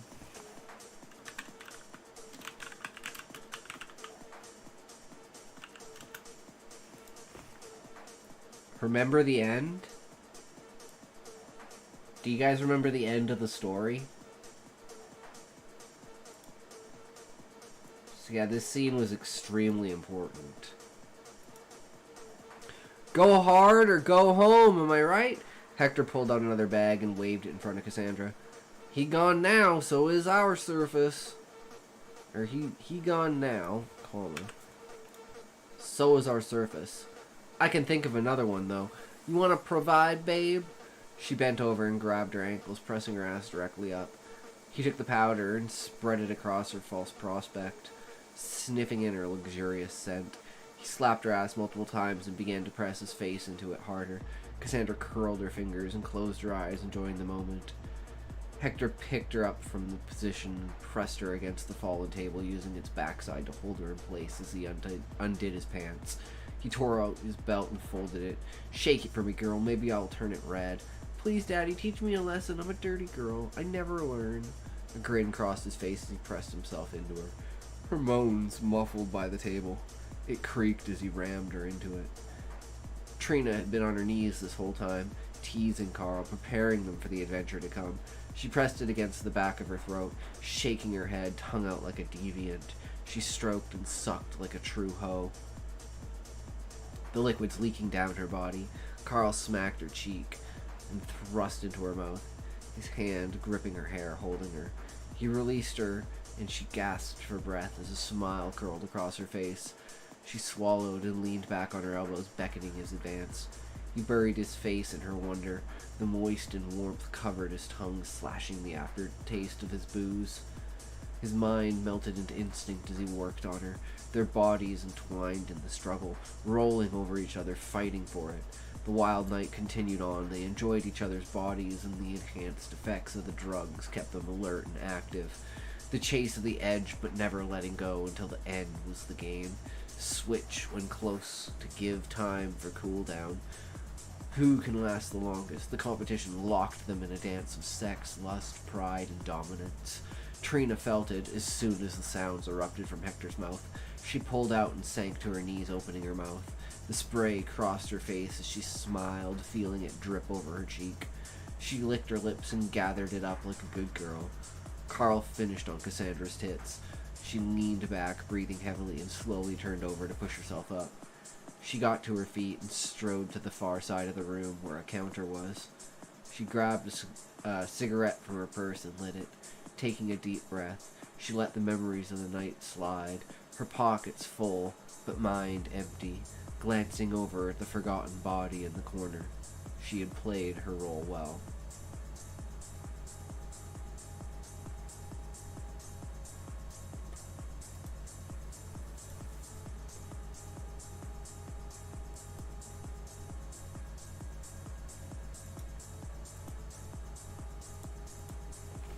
Wall, what do you think? She killed him. Obviously.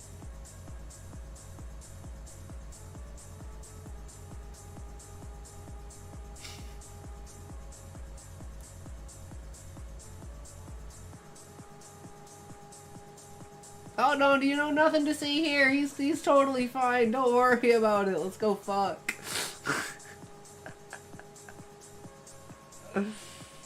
Oh. But yeah, we had fun today, guys. It's a good time. But, as always, you know, it is what it is. Remember, thanks for sticking around. You guys are awesome. I love y'all. Today was a day, but we made it through. I mean, I had fun. There's always ups and downs, right? This one was a physical down, but it's always an emotional up. That's what it's like to be around here. It's a fucking roller coaster. But hey, we'll be back again tomorrow to have just as much fun, right? Anyways, if you can't say fuck you to your friends, who can you say fuck you to? Fuck you! Alright, boys, let's fucking raid someone! And it's like, I wouldn't, like, want to end this early, but, like, I gotta get all this shit off my face. And, I gotta figure out what to do with all this stuff.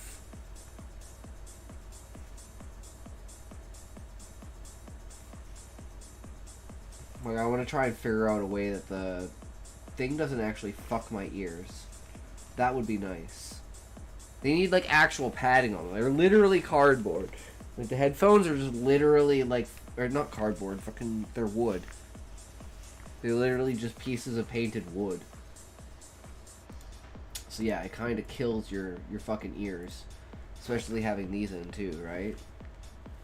But we'll figure something out, right? That's what it's all about. Who are we going for today?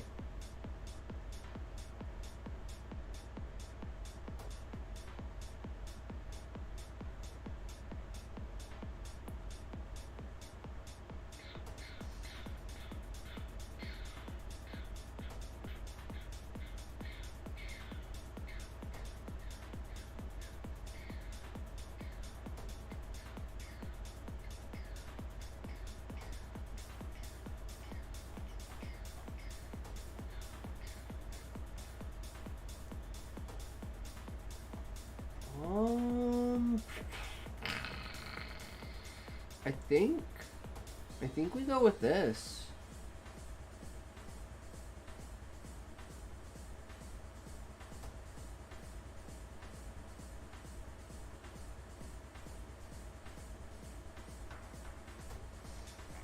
Are you guys ready?